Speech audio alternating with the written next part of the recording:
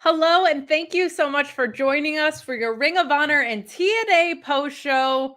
We thank you so much for joining us tonight. We are getting closer and closer and closer to the pay-per-view, which is exciting. Some fresh developments in the works, some tapings coming up that are going to be stationary, which makes me very happy. But before we get into all of that, a couple of quick reminders. One, we love it when you guys leave a thumbs up on this video. We love it when you leave a thumbs up on every video here at Fightful, but especially this one because we're the little feds that could. We're the ones that aren't on TV and ROH and TNA, but some exciting developments here on the ROH side, and TNA with the NXT crossover is booming too. So please leave a thumbs up here if you would be so kind.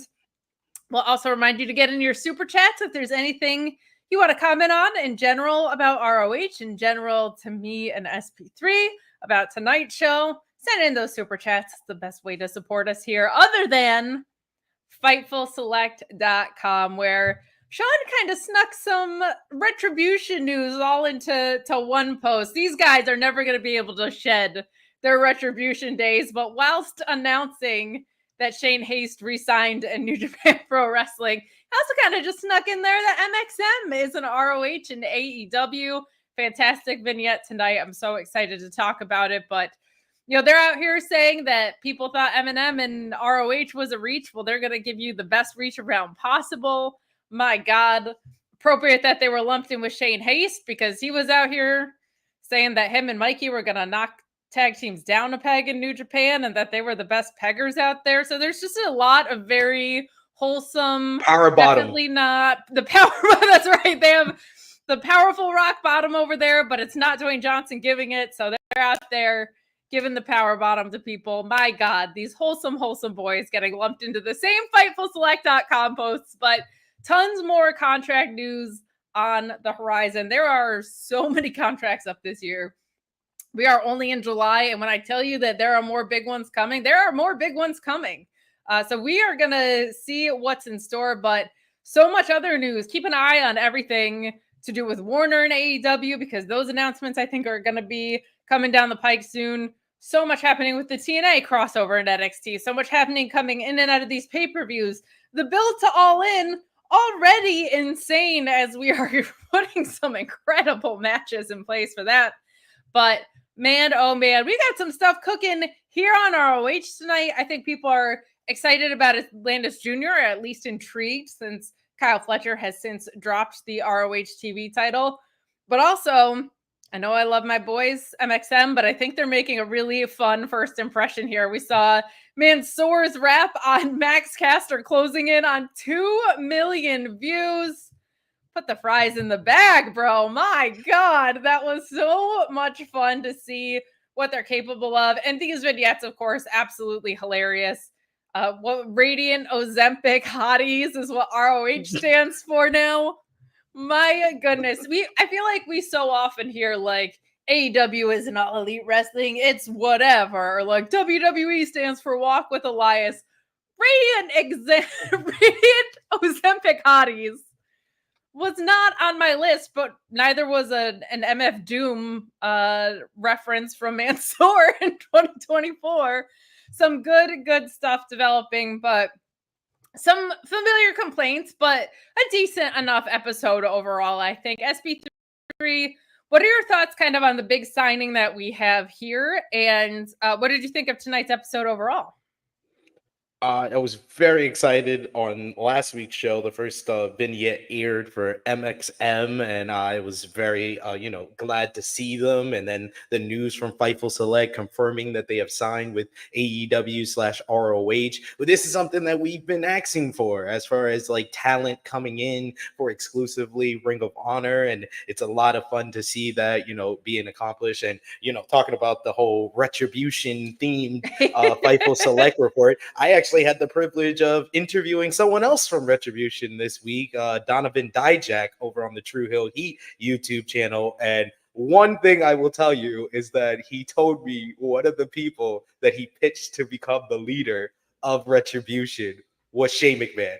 And I think that would have owned. That would have owned so much. But go check it out. True Hills BTR. We did a live interview on Monday. So I love the retribution theme going on where they are like the hottest free agents right now. And MXM no longer free agents in Ring of Honor. They're very much needed for the tag team division. You got the tag team champions asking for days off, asking for vacations, asking for Mercedes Moné like parties. So they need some competition, and MXM is on the way. So I'm very excited for that. As far as this episode, thought it was a pretty decent follow-up. I thought last week's 4th of July episode had a lot of good stuff on it with Lee Moriarty and Will Yuta, the verse vignette for MXM, and then the follow-up here.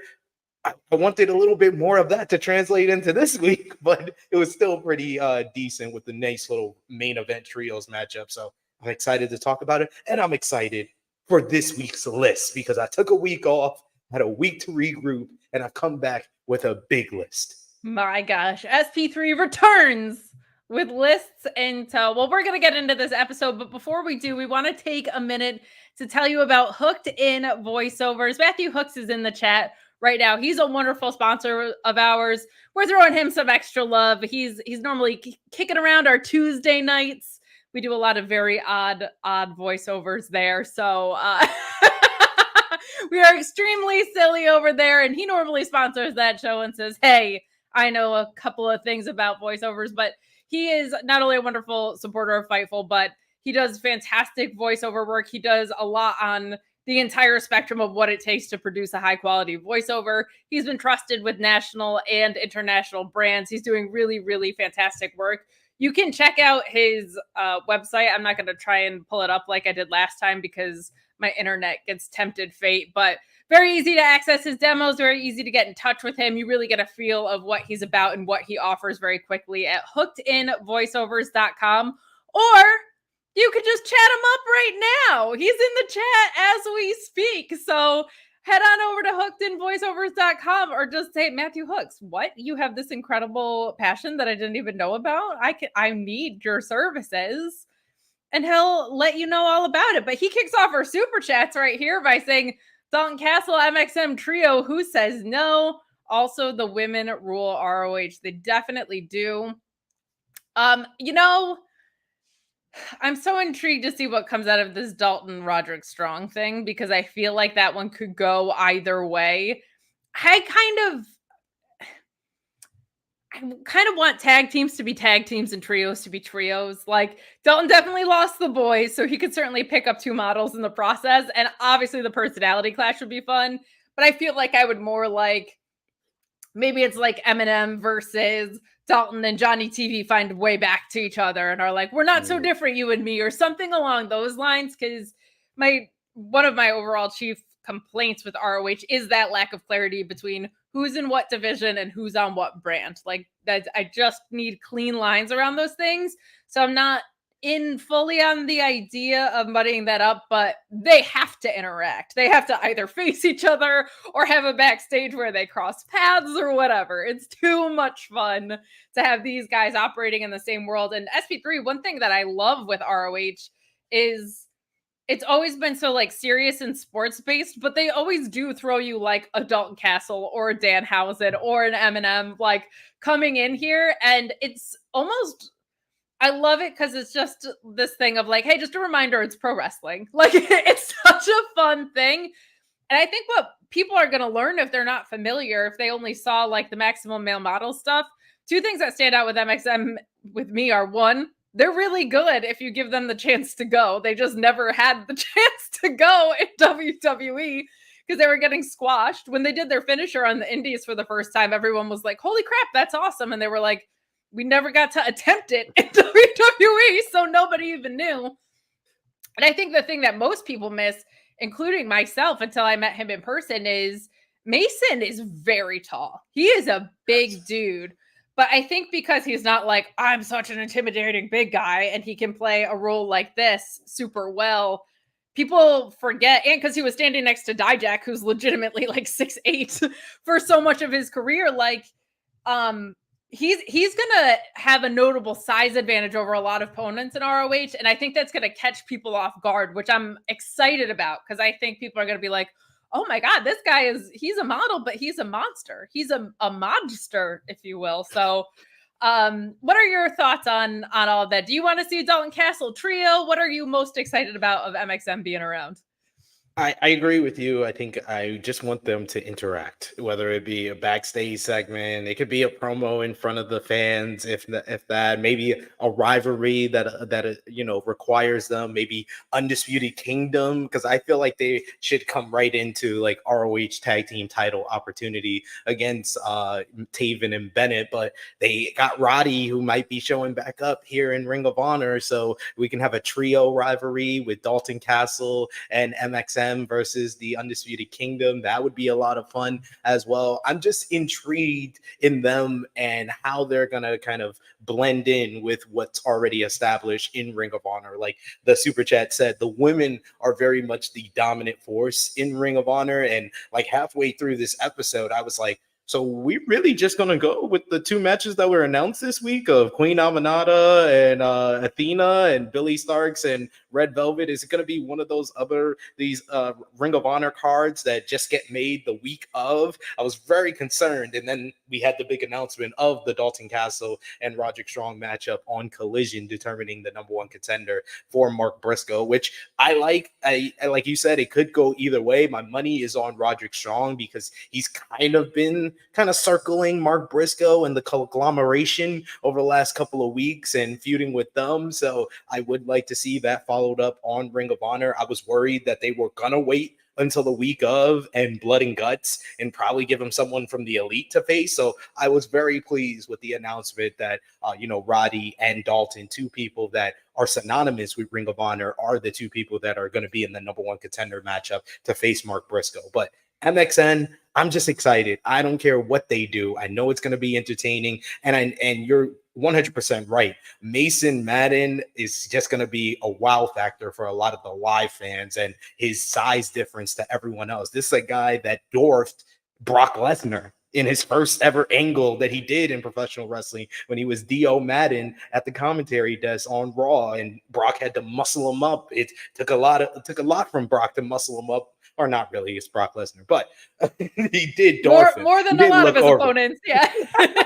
He did look over his head, so that shows you just how tall Mason is. So I'm going to be very excited for what they can do. And Mansoor, I think, is going to be very surprising as far as like he's a really good worker in the ring. And I think that he wasn't given that opportunity unless it was in Saudi Arabia. So a lot of people are going to be seeing it for the first time. I join their streams whenever I can. I would encourage you to check out their Twitch channel. But one thing that they were saying was kind of how wrestlers are certain fits for certain environments, and that they think an environment where your success is predicated on your own performance and creativity is somewhere that they are going to thrive in. I think we're seeing that very early on, and it makes me so happy. I love it when wrestlers find the place that matches their groove, wherever that is. And to see them get to show their potential like this is something that makes me very, very happy. But let's dig into this show. We got some more super chats. Keep those coming in. Please leave a thumbs up on this video. Please subscribe to Fightful Select. Many more of you watching now than were when I did my beginning of the show announcements. But we got Ian and Caprice just welcoming us here before we kick off with our matches. But some really, really, really fun stuff that takes place here. I had to copy and paste my notes, so I just am trying to make sure they're in order. But we started with the triple threat, right? Yes. So, okay, yes. Just making sure, because my initial notes have the TV title match first, but I was doing some last minute editing before I got on here. Just making sure I'm not going crazy. So we start with the triple threat. Taya with Johnny TV defeating Marina, Shafir, and Robyn Renegade via pinfall. This was a lot of fun. I feel like Taya Valkyrie, her conditioning has improved a lot. She always looks amazing, but she looks extra amazing right now. And the results of that are paying off in the ring more and more and more and more and more. Like I feel like when she kind of first showed up in AEW, it was just like everything was off like a step or two. She was also in like that weirdly produced feud with Jade and then just kind of went away for a while. So I think having some consistency, all the work that she's clearly been putting in, having a character-heavy environment, or feuds at least, like ROH has been, I think has been so helpful for her. And this was really fun. Marina Shafir also really coming along. We're starting to get more of a grasp of who she is. Everybody's loving that mother's milk submission. And Robyn Renegade, the Renegade twins just tend to be there to serve as pin eaters, which is perfectly fine. If there's ever a tag division, I would love to see them get to do some work together. But fun way to kick things off. SP3, what did you think? I thought the finish was interesting because it looked like Marina Shafir was on her way to the victory when she locked in the mother's milk, and looked into the camera. I was like, breaking the fourth wall here, pal. She looked into the camera. I thought it was going to be over, and then we just get the knee to the face. That was very well produced, and then Taya finishing things off with the curb stomp. I like that Taya is building up wins right now because she's already called out Queen Aminata. Doesn't seem like that's going to happen in the next couple of weeks ahead of Death Before Dishonor. I would like Queen Aminata to get some shine and a big win against an established talent like Taya Valkyrie before she versus Athena. But the fact that we're building up Taya at the same time she's already called out Queen Aminata, it does make the outcome at Death Before Dishonor for the championship matchup a little bit more unpredictable because a lot of people would assume Athena's going to win that. But with the fact that Queen Aminata already seems to have established someone who's going to be a top contender for her if she does win the championship, it makes me believe more that Queen Aminata can get that victory. So I like that. I like Taya Valkyrie getting the win. So good stuff here in the opener. Well, you mentioned Athena, so let's talk about Athena's status right now, because man, it's very sad that her leg seems to be made out of paper mache at this point. She's holding this minion security guard rally thing happening here, and the camera catches her as she's standing up, and she's definitely for real injured, man. She's definitely so hurt. The camera caught nothing that would indicate that that's not true at all. So I think, we've talked at length about the legacy of Athena in ROH. She won the Fightful Award for Best Women's In-Ring Performer from the ROH slot when like 8 people watched this week. Getting better, but she is one of the less accessible brands, and she won that. She carried this brand. Commentary did an amazing job and continues to do an amazing job mentioning her name alongside the likes of Bryan Danielson and Nigel McGuinness and Samoa Joe with how historic her title reign has been. And she's just beat up from all the work that she's put in. And my big takeaway from this segment, SP3, was just that she is definitely for real shoot injured, and it's a shame, but I'm so proud of her as Minion 690069 nice for working through this. That's my big takeaway. What was your takeaway from this Minion rally security guard situation? I think Fightful, more than any other channel, takes mental health very seriously. So the fact that Athena has a leg that might be bipolar, we have to take that very seriously. It's true. Some moments she feels good. She's jumping around at ringside. But then some moments when the camera's on her, it really hurts. And she collapsed. We saw it. Folks. We did with our own eyes.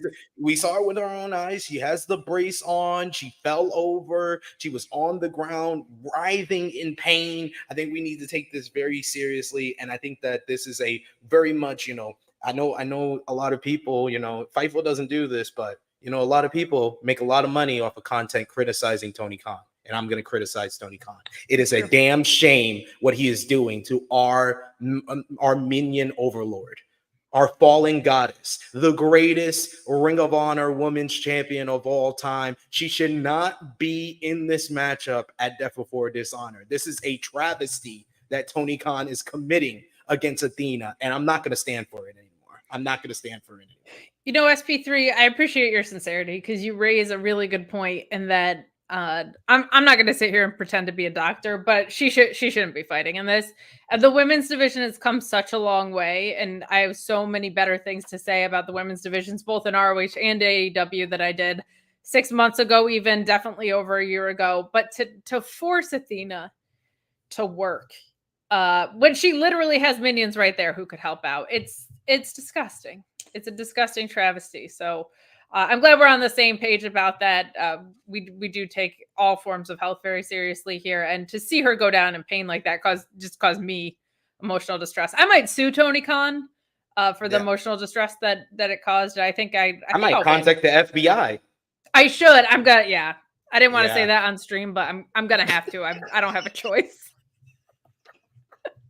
All right, you broke me. We were doing so good, SP3. We were doing so good. Just Ricardo saying, hi, Kate, sub SP3 chat. Hope y'all are good. Well, we were until Athena went down, but we thank you so much for the chat, and we appreciate Thank you. That eases the pain. Circling back to Taya and our opening triple threat, Bad Apple Jam, Treebeard says, Taya sacrificed the boys to make a deal with the devil to look that great and to get her conditioning that high. She really does. She looks excellent. She just looks way more comfortable than she did when she first got here. Some of that's just consistent reps. That is the challenge with the women's division before ROH became so women's wrestling heavy was I've seen it in Anna Jay. Like when some people have consistent reps, it's just easier for them.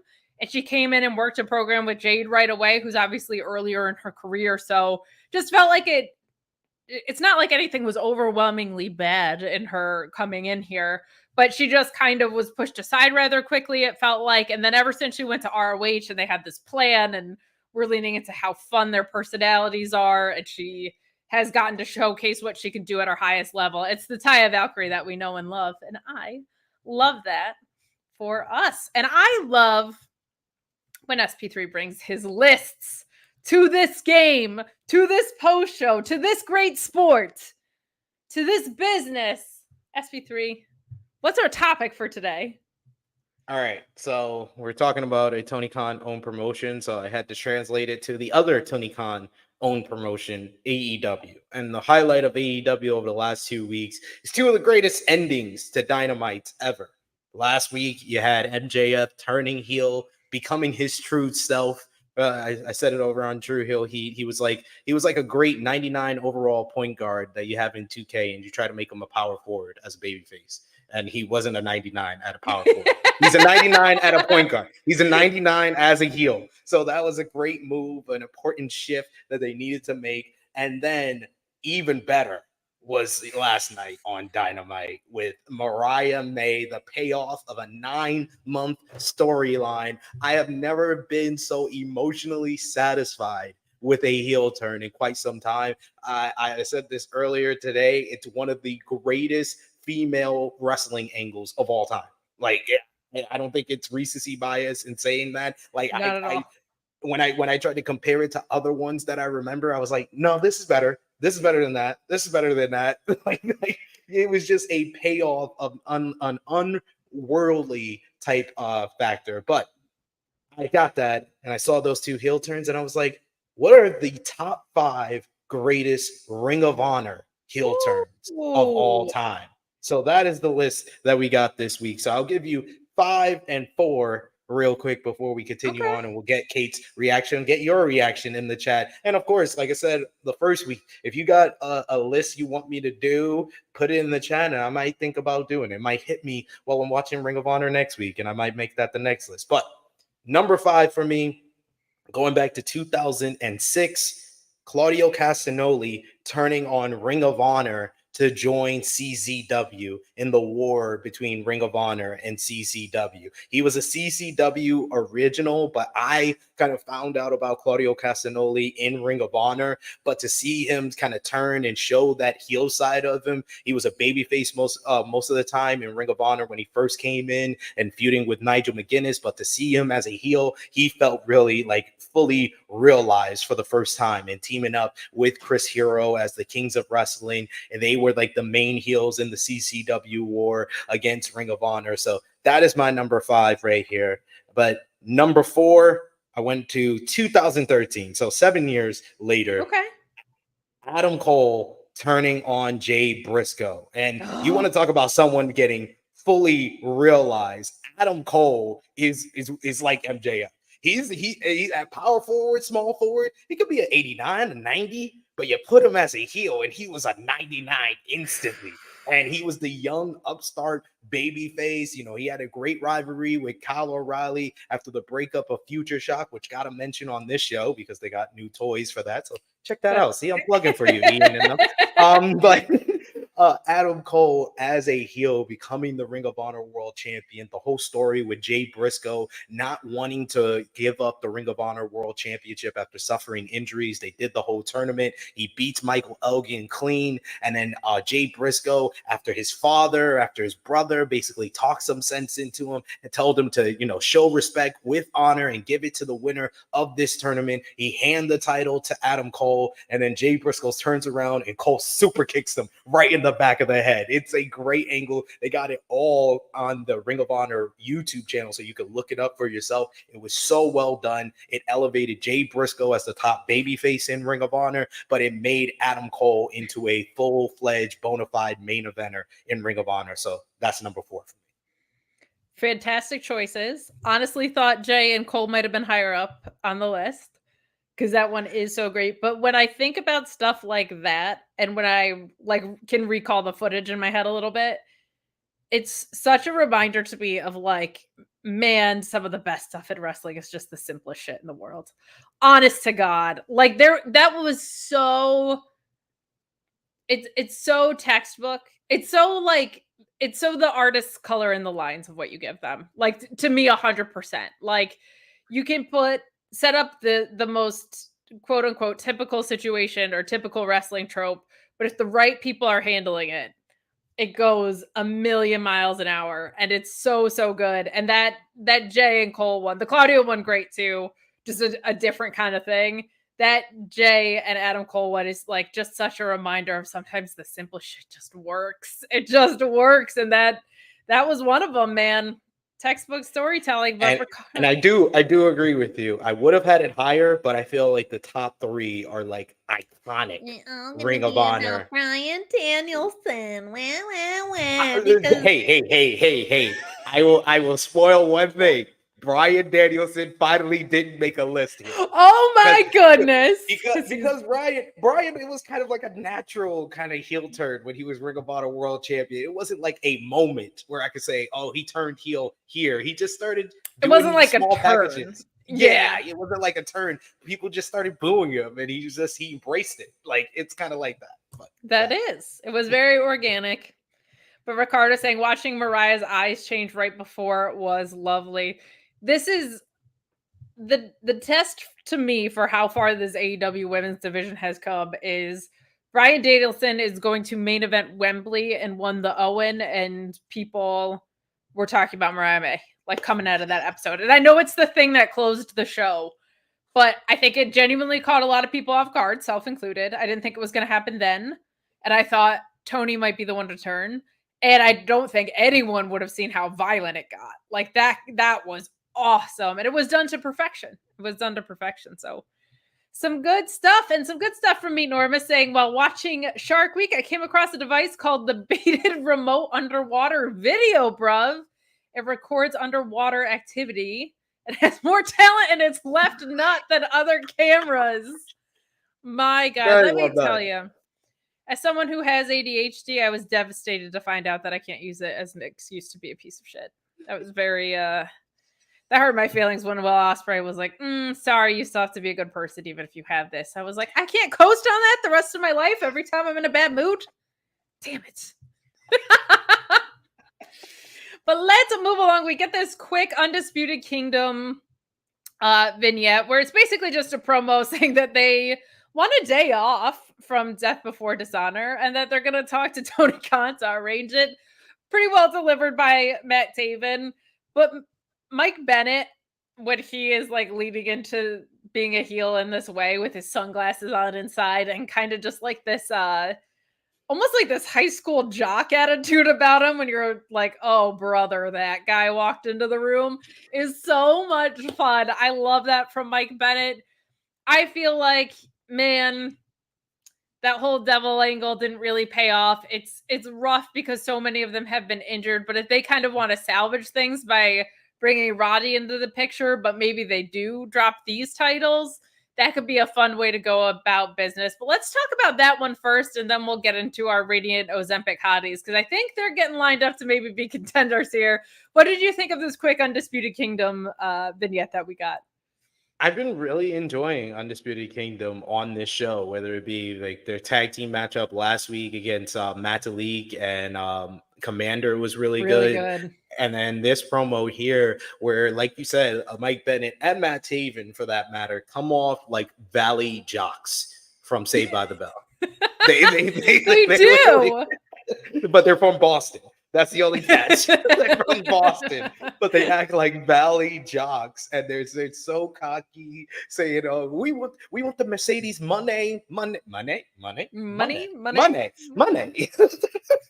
We want the after party. I love it. They're very entertaining, and I like Matt Taven talking about his history in Ring of Honor, his first matchup back in 2009. Yes. And as soon as he said that, I was like, man, I remember when he first came in. I remember when Bennett first came in, and he was just so anti Ring of Honor. Like, everybody's Ring of Honor is like these great wrestlers, and he was just starting out, and he just came in with this sports entertainment type character, and he just stood out immediately. And they're still standing out with their promo work, with their characters right now. So very much have been enjoying Undisputed Kingdom on this show. And I like the fact that they mentioned they're on everything. They're on Ring of Honor. They're on Rampage. They're on Dynamite. They're on Collision. They might be in somebody's corner. They might be at commentary. They might be in the ring, but they are always entertaining. So I like the Undisputed Kingdom right now, what they're doing. But I just want them to be able to kind of get that thrust into the spotlight where they can recover what happened, like you said, with the Devil storyline really bombing, and them feeling like DOA with the fact that Max got injured, with the fact that Cole got injured. They've been really trying to, like, they are like a basketball team trying to fight from behind down 30, and they're still catching up. So many basketball metaphors from you today.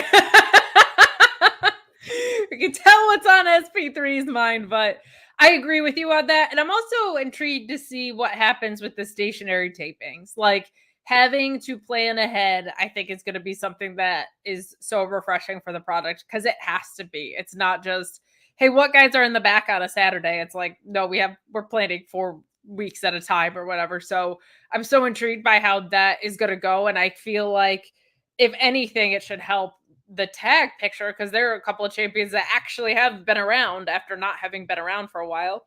When they mentioned Mark Briscoe before, I was like, oh, right, he's still champ. Forgot he has not been on the show since he won, basically. So whatever. But some good stuff there. Let's talk about this M&M vignette before we go into our next match.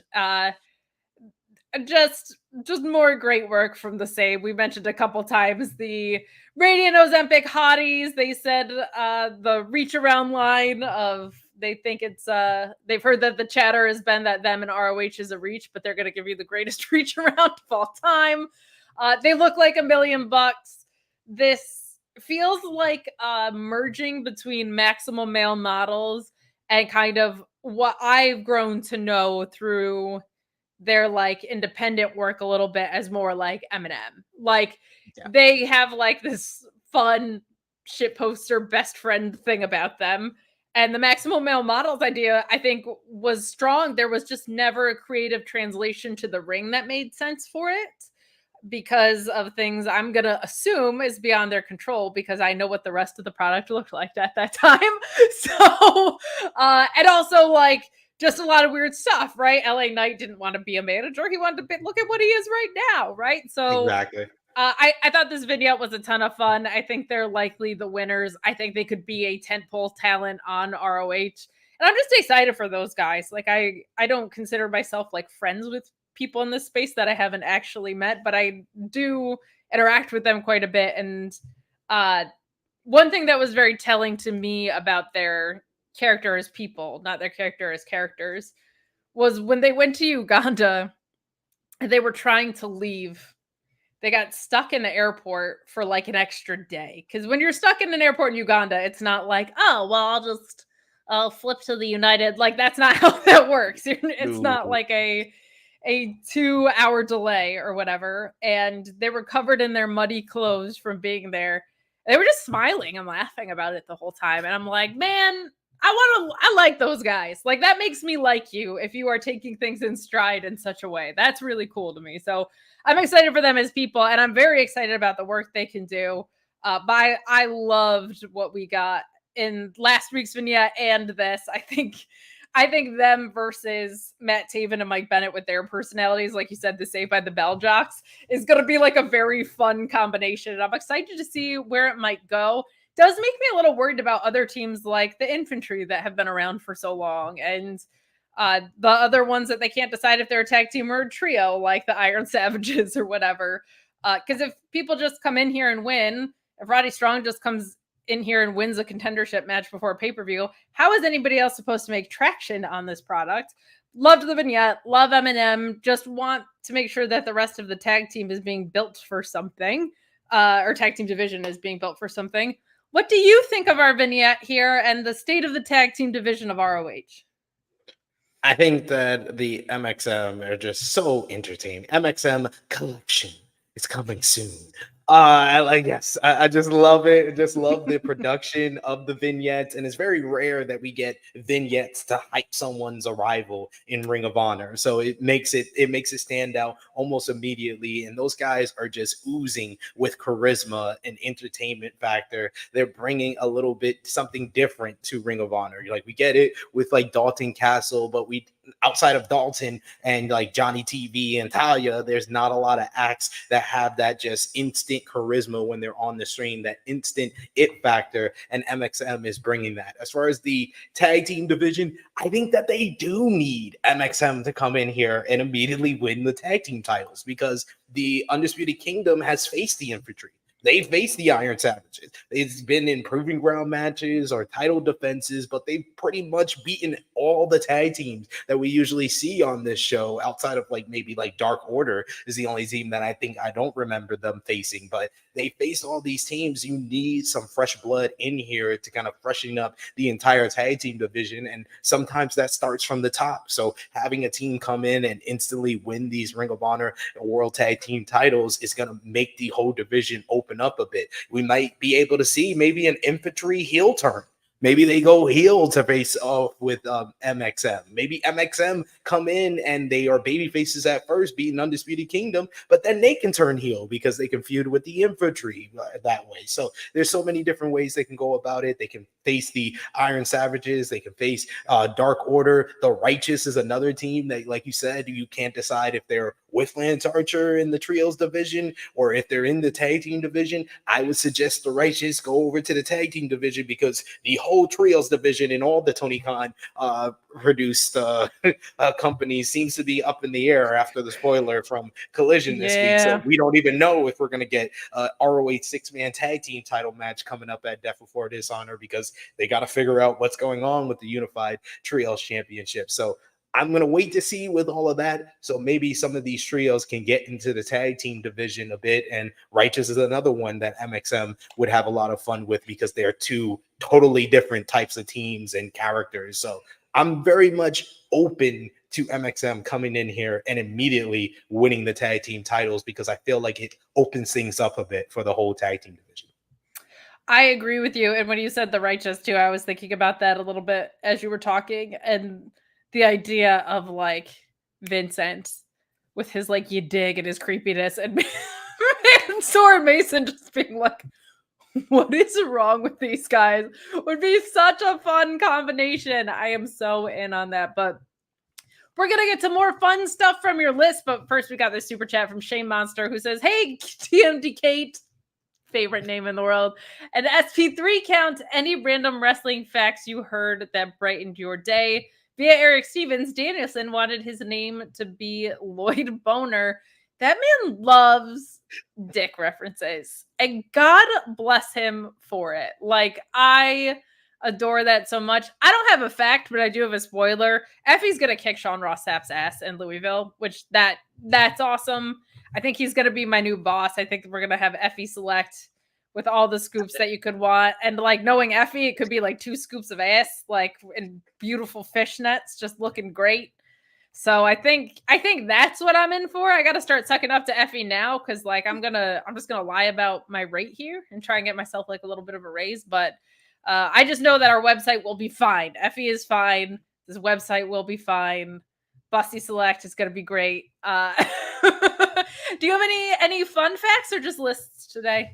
I just have a list today. I'm trying to think if I know of any other fun facts. Oh, my other fun fact, I'm going to once again reference my Donovan Dijak reference. Hell yeah. That the one of the pitched Retribution leaders was actually not pitched by Dijak, but pitched by someone else, was Finn Balor. But interesting. And I put it all together because this is not what he said, but he said that Finn Balor was one of them, and he said, oh, he had to stay in NXT for some reason, but it was around the time when Retribution came up was when Karrion Kross beats Keith Lee for the NXT championship and then immediately got injured. And then Finn Balor is the one that goes on to win the NXT championship. So if Karrion Kross doesn't get injured, we could have had Finn Balor as the Retribution leader. And now he's in Judgment Day, not as a leader. So he found his weird cult, but just a very different flavor of it. But man, Finn Balor with that group of dudes. The thing with Retribution that's so funny is everybody thought it was bad, including the people in it. They've been very vocal about that.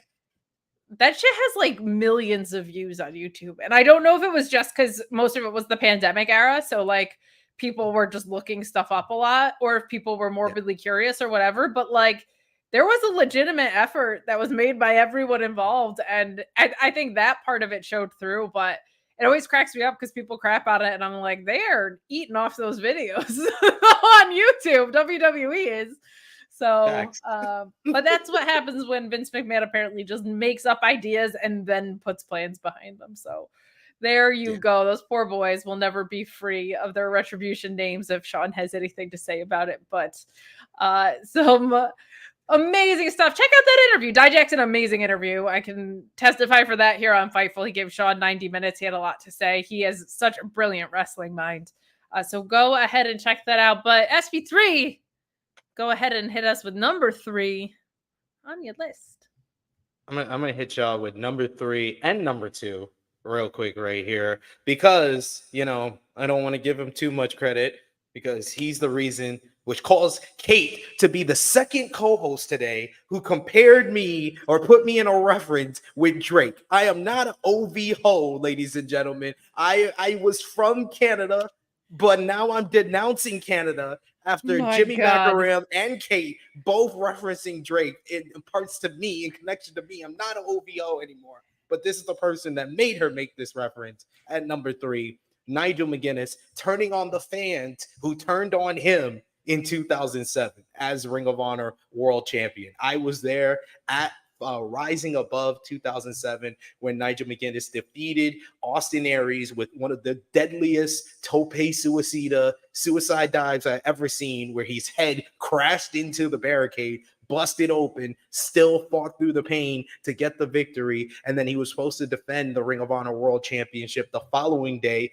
at Final Battle 2007, but he couldn't. He wasn't medically cleared to do it, and the fans turned on him. And then I was there just a few months later at the anniversary show where he officially turned on the fans. He was like, I'm sick of this. I'm sick of y'all downgrading me or bad mouthing me, turned on the fans. And that totally kind of changed the trajectory of his whole entire Ring of Honor World Championship run. And I felt like it's still talked about as one of the greatest Ring of Honor World Championship runs of all time. He went on to have a classic bout with Bryan Danielson on that same anniversary show in 2008. And then he had a great rivalry with Danielson throughout that year, great rivalries with Jerry Lynn, classic matches galore. But Nigel McGuinness turning on the fans that turned on him in New York City. And I was a part of all those crowds during Nigel's run, so maybe I did turn on him. I don't remember. I think I was a Nigel fan back then, but see how it is now. Oh my goodness. This is why you're on the side of Bryan Danielson, is because you were there when Nigel turned on you.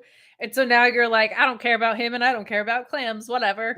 Yes, I'll dig some clams. I'll be a clam digger. I don't care. See, this is why you're not like us. That's why I had to make the reference. Okay. There you go. I don't know if I can continue. I don't know if I can continue now. But number 2, Number 2 is probably one of the most iconic moments in Ring of Honor history. Number 2, CM Punk turns on Ring of Honor. The start of the summer of Punk, CM Punk winning the ROH World Championship and then turning his back, the snake in the grass promo, and signing his WWE contract on the Ring of Honor World Championship. The real summer of Punk, not the one WWE did. Because, Yeah, they pushed that one into the ground. 2005, the real summer of Punk, the promo, everything that he did after that, like just him turning on Ring of Honor is one of the most iconic moments. And a lot of people, for his great run that he had in Ring of Honor from 2002, 2005, a lot of people just remember that promo more than anything he did in Ring of Honor. He had classic rivalries with Raven, the classic series with Samoa Joe, but more than anything, they remember that moment, him turning on Ring of Honor and the start of the summer of Punk. So had to make that number 2. He just is a heel. Like, even when I'm watching the WWE stuff now, and the stuff with Drew has been really good, and considering they both haven't been cleared for months, the fact that they've made it work this much, I think is really good. But I'm like, this dude's just a heel. Like, even when he's doing face stuff, I'm like, but you're being a heel. Like, I was like, I'm rooting for Drew against him. I'm rooting for Seth against him. I like this guy. I'm like, leave Drew alone, man. You're obsessed with this guy. But I think we're supposed to also appreciate those shades of gray. But like, he just is a heel, and you can see it tracing back to moments like this for sure. Like, that is iconic stuff. And speaking of iconic stuff, you denouncing your Canadianness, you're a forever heel now. So the best heel turn on this show, probably SP3 denouncing his Canadianness. Turn in all of your denim, sir. That's what I'm moving to Compton. I'll see y'all. I'm moving to Compton. I'm surprised you're not moving to LA for that sweet Degrassi job, okay? My God. But let's get into more in-ring action here. Good stuff from our new TV title holder. Atlantis Jr. defeating Serpentico, who looked great in this. Definitely looked better than John Cruz when John Cruz was on here. But he gets the win with the Atlantic Splash. This was a smart title change, I think, because he can probably just drop it at the pay-per-view to someone who's maybe going to be around a little bit more. Or he could keep it. That's awesome. But I think getting it off of Kyle Fletcher was probably a good idea because he was just two different guys. Like, he was dominant champion on ROH and pin eater on AEW. Now it seems like they have creative lined up for him in AEW that will be more serviceable. That makes me very happy. So good stuff here from Atlantis Jr. defending. Kind of confused, like, why we're not getting... I miss Willie Mack being on this program. I don't know why Serpentico was the guy. Like, I miss kind of like, give me some hot competitors out the gate for Atlantis Jr. here, right? Like, he's coming into ROH. He's got the title now. Like, send me your best, and no offense to Serpentico, but like, even Angelico, why not him? Like, yeah, let's maybe beef up the contenders, but nothing wrong with this defense. And I'm not a hater of Serpentico. I'm no Nyla Rose, but I just feel like maybe a stronger opponent that would be a little bit more believable would have been good, but no real complaints about it. A decent enough match. What were your thoughts? I thought this would have been a better spot for like AR Fox. I think Great AR call. Fox would have been a stronger contender for him. But this was a nice short match. It makes sense that he also versus Serpentico, since Serpentico had the wildly publicized, and everybody remembers it, probably the most memorable match from the Forbidden Door card of Kyle Fletcher defeating Serpentico to kick off the Forbidden Door card 2 weeks ago. Everybody remembers it. It was the instant classic. No one remembers the main event. I remember the opener. No, what's that? Yeah. Kyle Fletcher and the Fleshlights. What's a swerve?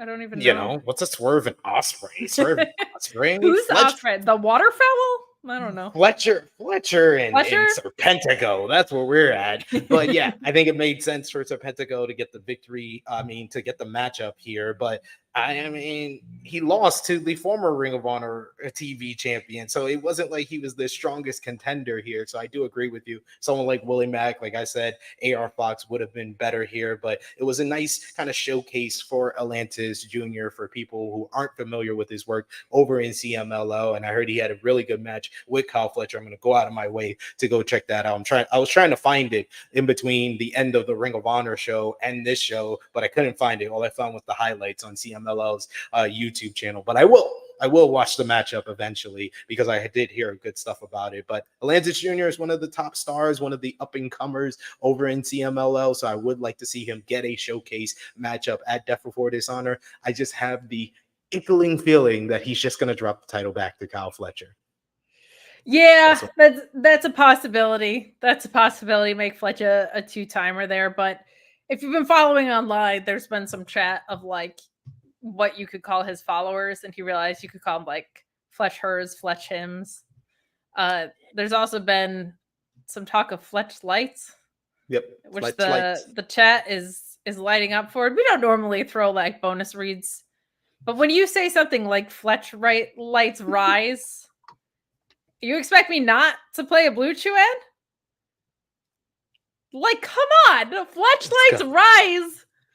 If you're having problems with your Fletchlight not standing on end, if you need a little shine from your Fletchlight, my God, I have to. My friends, you know we always care about your performance at Fightful, and we want to keep that performance at a main event level. And you can with Blue Chew and the code Fightful. The same active ingredients as Viagra and Cialis, but in a much more affordable option. Blue Chew is ready whenever you are or whenever you're not. Helps give you that extra motivation. That way you can make sure that your performance is at a championship level.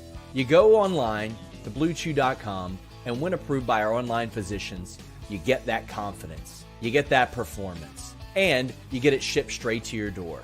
No awkward conversations with the doctor, no waiting in line at the pharmacy, all of that stuff. You use that code FIGHTFUL, get your first shipment free. That's how confident that they are that they're going to make you confident.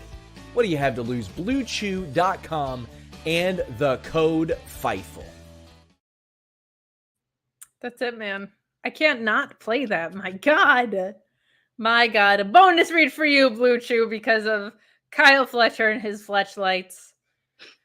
I'm going to have a lot of fun with that one for a long time. I feel like we get a good TV title defense and we move on to Skye Blue versus Laynie Luck, who some people said the graphic looked a lot like me.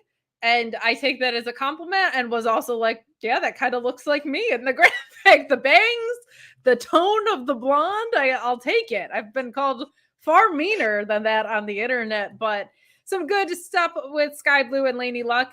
I really like how Laynie Luck is expressive at every moment in the match. Like, there's not a single moment where she's kind of checked out or not kind of showing you exactly what she's going through at the moment. Skye Blue picking up the win here, which was pretty obvious. My only thing was, maybe this got blown out of proportion on the internet. I know that's crazy to think, but like everybody talked about her new look, and I was like, I think she just got side bangs, like curtain bangs, and yeah, her gear's like slightly more modest than it was maybe in white. I was like, this was not like a big this was not a big unveiling. Like, she doesn't have a baseball cap anymore. It doesn't really warrant like it's a new Skye Blue as much. She looks great. It works for her. She's beautiful. It just wasn't. I feel like there was a lot of like people online talking about her new look and like even some reports on it. And I was like, I think she just got curtain bangs. Like, it's not. It's not like a new look so much, but a decent enough match. Laynie Luck, a very consistent worker on the indies. Glad she got a chance to show what she can do here. I thought she was a very serviceable opponent for Skye Blue, but kind of an obvious win to keep Skye Blue looking strong. Your thoughts on the huge reveal of this total makeover for Skye Blue and who walked in Fashion Week? God bless her. That's not a dig at the look. It's a dig at the hype. big change for her. But I mean, I thought the attire change and the look change, quote unquote, was more kind of signaling that they're moving away from her being Julia Hart's sidekick. and more back into somewhat of a middle ground where she's still obviously playing a heel, but she's leaning more towards like the white and blue and more of the colors that she used to wear without the hat.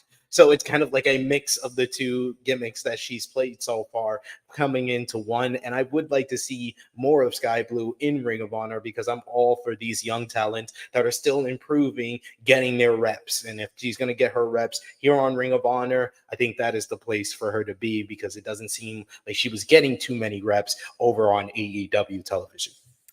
Yeah, it does kind of bum me out, because I think that means maybe Julia Hart's going to be out longer than we were hoping. Like if she's getting repackaged and she hasn't really been in a story, but she has been active, like maybe they were trying to buy some time. But best of luck to Julia Hart as she continues along her healing and stuff. That's unfortunate, because she was made such a star. I'm sure she will be one when she comes back, but just a bummer.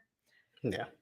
Another chat from Bad Apple Jam Treebeard saying, not saying AEW should or needs to sign more talent, but if you had to pick one of these three ladies, Killer Kelly, Natalya, or Nina Samuels, who would you sign to which AEW to which show, AEW or ROH? If I'm just talking ring wise, I think Killer Kelly. But if I'm taking someone, it's Natalya. For the fact that she could still really go in the ring, but I'm going to assume TJ Wilson comes with her. You have one of the best women's match agents of all time, maybe the best women's match agent of all time. And the Dungeon, man, like part of ROH is developing this incredible roster that they have. And there's nobody more highly regarded or spoken of with more respect, I feel like, than Natalya Hart in that regard. So if I if I got to pick one of those three and assign them to a brand, it would be Natalya in ROH, probably for that reason. But I would also put her everywhere all the time I can for her in-ring ability and coaching ability, and also just like her wrestling mind. But the other two that you mentioned, phenomenal names as well. I wouldn't mind having any of them around. Excellent workers. Yeah, I think Nina Samuels would be really good in Ring of Honor because she has that experience, working on NXT UK, working across the independent scene. And I think that she would be a valuable asset for like the Skye Blues of the world, for your Billie Starkz of the world, kind of the younger competitors that can work with her. Natalya, I think, is just full on. You could put her like in AEW, where she can have, matches once again with Mercedes Moné, where she can come out with a blonde wig, attack Mercedes Moné, and then take off the blonde wig to reveal her blonde hair, kind of in a callback. Perfect. Ladies. I love that. Blue hair, that would be great. Perfect. I want to see. And Killer Kelly is just a great worker as well as a character. And the work she did with Masha Slamovich, with MK Ultra and TNA, go out of your way to see it. It's great content. You won't have to go that far out of your way. You'll just see a lot of quote tweets with heart eye emojis and a lot of very, very happy. I was gonna say straight dudes, but kind of happy everyone. There's everyone was really into that. Nobody was upset by that at all. We are moving along here, guys. Coming down the home stretch of our ROH part of our review. Stay tuned for Cresta and Joel. So much happening on the NXT TNA crossover side of things. Strong episode of TNA, it looked like, lined up for tonight. So stay tuned for more information on that and stick around for that part of the post show. We'll also ask you to leave a thumbs up on this video. I love when we see the numbers going up as the stream goes on. It means more of you are tuning in than out. So we appreciate that. And we'll take this quick moment to remind you not only of my incredible Blue Chew segue from before, but to subscribe to FightfulSelect.com. So much more contract news on the way. So much more happening. It's been a really crazy contract season, specifically. Less eventful than certainly a couple of past years, but Sean will be keeping tabs on Ricochet. There's nothing new about Motor City Machine Guns. There was a ton of NXT news about the Rascals and all sorts of stuff. So stay tuned to FightfulSelect.com. Also put over our Discord channel that I always forget to go into. But there's a lot of really normal people in there if you don't want to deal with weirdos on Twitter or X or whatever. So head over to the Fightful Select Discord. You get me and Alex Plasky doing pay-per-view post shows. You get Sean's Q&A, which I think is one of the most valuable resources in all of wrestling. There's a channel for it in the Discord, and he does a Q&A show.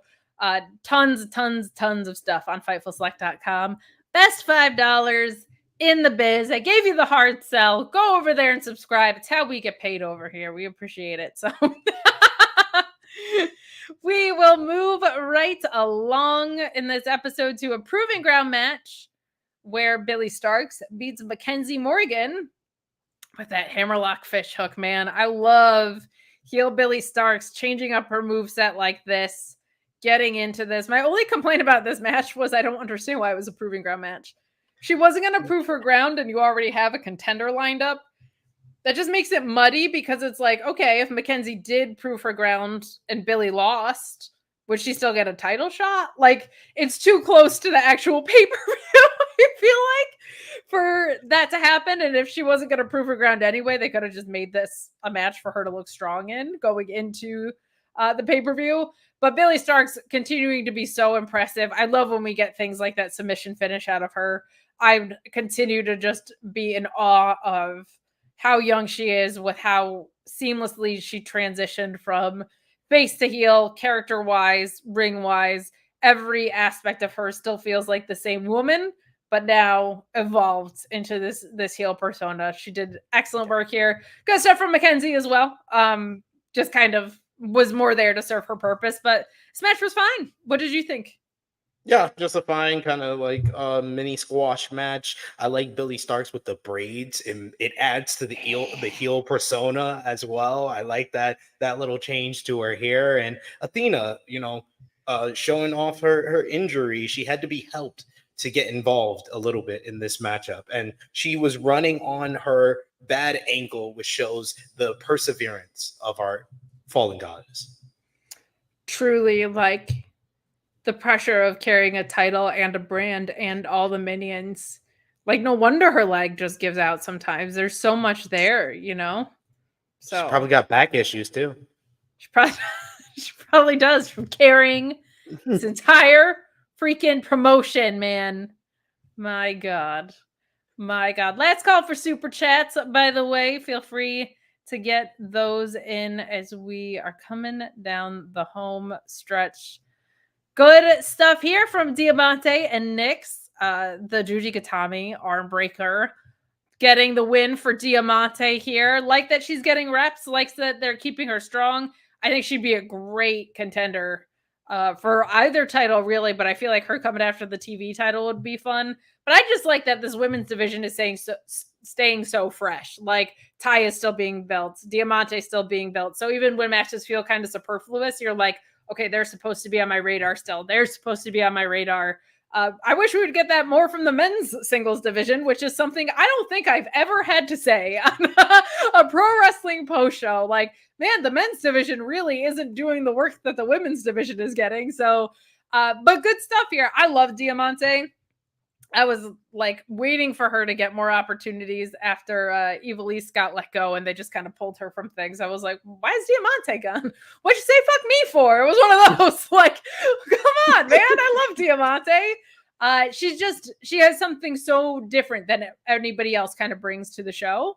And I love that. I love the flavor that she kind of brings along. So a good thing here, Nyxx probably is going to have to change her name with Jasmine Nyxx being in NXT. I'm thinking it's too similar and spelled too similarly now. So I think they might have sniped you on that one, poor Nyxx. But I think this is just to make Diamante keep feeling strong. What did you think about this?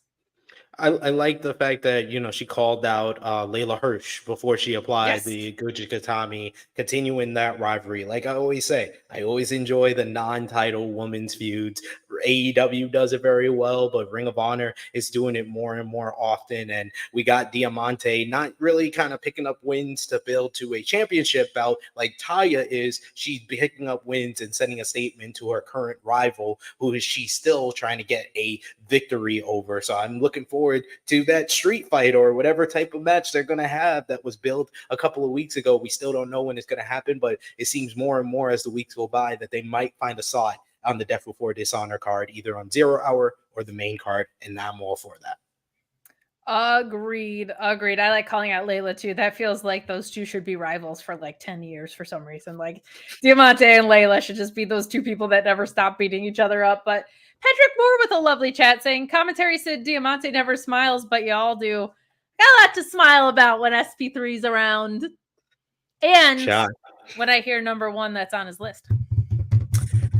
So I want to make an honorable mention, because I would be amiss if I didn't make this honorable mention, to the Briscoes in 2011 with their rivalry with the All Night Express. And it led to some of the best Briscoe promos of all time. Day one, not cosmetically pleasing, but that heel run only lasted like a couple of months before the fans was like, no, we love you, Briscoe. So I couldn't get that on this list here, but I had to make it an honorable mention. But number one, the most iconic, the greatest Ring of Honor heel turn of all time. If you're an old school Ring of Honor fan, you know what I'm going to say here.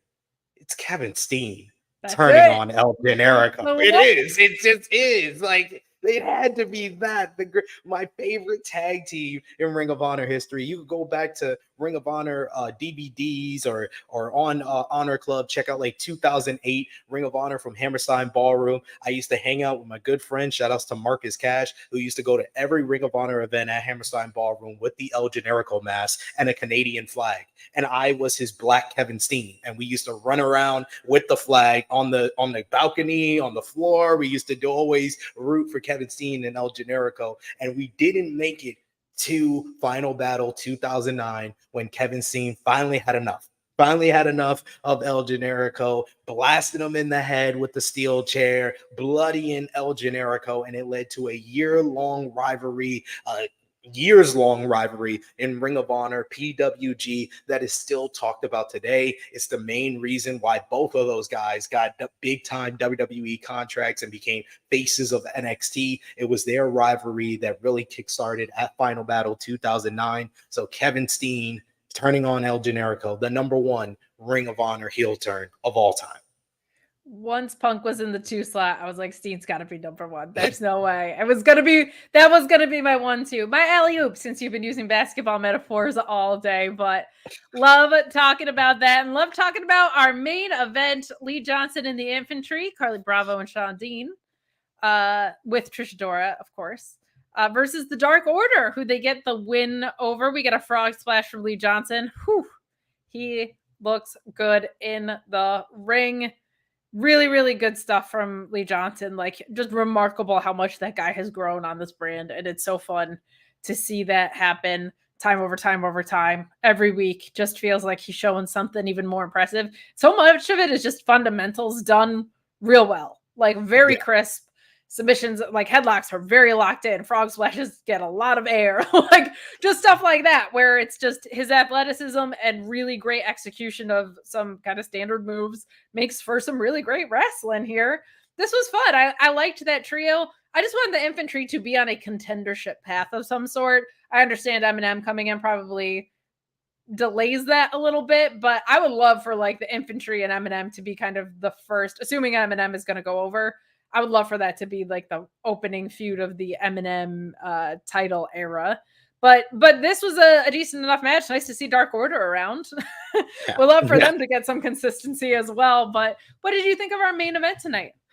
And it was really kind of an unpredictable main event, because I could have seen Dark Order get the win here after they got that Trios 3-way win a couple of weeks back. I could have saw them get the win here, but it was nice to see, Infantry get the win. And I think I made so many basketball reference because Ian talked about when Carly Bravo did the crossover. He was like, oh, he did the step over. Like, he's Allen Iverson against Tyrone Lue. We know what team you root for, Ian. We understand. You're from Allentown, Pennsylvania, big Philadelphia Sixers fan. So shout out to y'all. Y'all just got Paul George. So he's very happy. He's very happy, and he made that reference, and it started me on a whole basketball reference throughout this review. So shout out to Ian.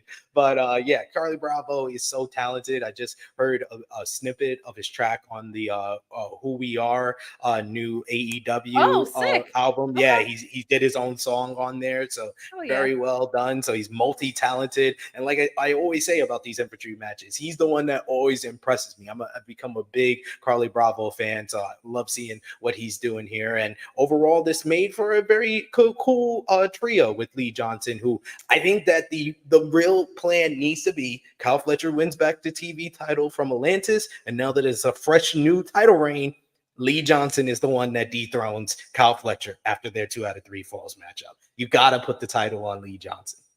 Don't hate it. Don't hate it. And we will see what's to come. We'll have your Death Before Dishonor post show here as well. SP3, I'll check with you offline to make sure you're available for that. But we will definitely have a Death Before Dishonor post show for you. But guess what? We have a Ring of Honor post show. We've got the TNA post show for you with Joel, Pearl, and Cresta. We're going to bring them on right now. Hi, Joel, Pearl, and Cresta. Not the Ring of Honor post show. What's good? The TNA crew. It's kind of like it's like the NXT TNA crossover. We have an ROH TNA crossover here. We are the Forbidden Door. What's going on, guys? How are you? Did you get your free Slurpee today? I did not. That weirdly is not on. I'm on a meal plan with my trainer, and surprisingly, sugar and food dye and ice was not like a. Oh, this is a good source of protein for you as you repair your lungs. Basically a salad. What are you talking about? I should have. Damn it! But how was TNA tonight? It was a show. It was a show. You heard it here first. It was a show. It was inoffensive. We were off last week. I was at the Sami Zayn comedy show, and Cresta was enjoying her 4th of July, I hope. But we came back, and it happened, and the show was inoffensive, and that's pretty good going into Slammiversary in 2 weeks, week and a half. On a scale of 1 to Sammy's comedy show, how was it? Sammy's comedy show was probably the highlight of Money in the Bank weekend. Hey, you know what's funny? I heard the same thing about Nigel McGuinness's magic show from Meridian. She was like, that was the best thing I did that whole weekend. It's amazing. I cried. I was not expecting to cry. It's such a Jay Briscoe tribute show. Like, I don't want to give too much of it away in case anybody wants to go to see it. I did not realize, like, oh, this is gonna mess you up. But then he's also making jokes about Bryan Danielson and whatever. So damn, even off the clock, he's a hater. Shameful. More so. But he doesn't have to worry about a network. The things that comes out of that guy's mouth does more vulgar than you would expect. But that show is incredible. I would recommend it to anybody who goes to see it. So go support your wrestlers doing other stuff. But we'll get out of here and let you get to work. Get out of here. Go. Bye guys. Enjoy your night. Bye. Later. So long. You too. Hey, I'm not Cresta Star. I mean, you can be for the right price. The price would justify it. There's no price that would justify it. Listen, Hi, crippling Cresta. depression and comedy. It's a feature. I don't think I need that. The depression that comes and goes, but I don't have that. I don't have that so much. The anxiety. Oh, motherfucker, I got that. Oh, it's a twofer over here. The depression less. The anxiety exists. I think any of us who do any of the content creation have some form of anxiety because we just want people to like us. I just want my numbers to go up and my bank account to drastic go up too. That would be nice. But it's not what happens. That's not what happens. You have to be a lot crazy to get into entertainment and even more crazy to ride someone else's coattails. Anyway, TNA was tonight. It was a good show. I enjoyed it. It was fine. Again, I don't mean it was inoffensive in like a negative way. I mean, like, nothing super hot happened, but everything made sense. And I feel like that's going to be the theme of the night when we do this whole thing. I mean, that's fair. I got to see Joe Hendry. I'm ecstatic to see Joe Hendry. And after watching this and a few of his food fights, Joe Hendry's just a wholesome guy. He had the opportunity to swear, and he didn't. And I see that he's just a good old boy. What's funny is that I saw him technically Sunday at the end of Heatwave, although I didn't see it because I was in the arena and they didn't show it. But then I saw him on Monday on Raw. They were running promos and he was in them.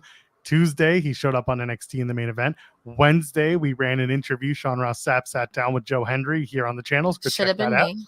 Should have been me. Maybe next week. And then today's episode. So basically, I've not only believed in Joe Hendry, I've basically seen more of him than I've seen sometimes of my entire family. We have been shilling Joe Hendry since he came out with those promos where he was taking someone's wife, someone's inheritance. Everyone's just now getting on the Joe Hendry train. So thank you. You're all welcome. Joel and I are in the front. We're the conductors. Here's your ticket. I remind everyone, the biggest heel in TNA is Joe Hendry, but no one has ever seen it the way we did. He was stealing shit. He was causing havoc. He was. He did it with the claps and the songs and the happy and.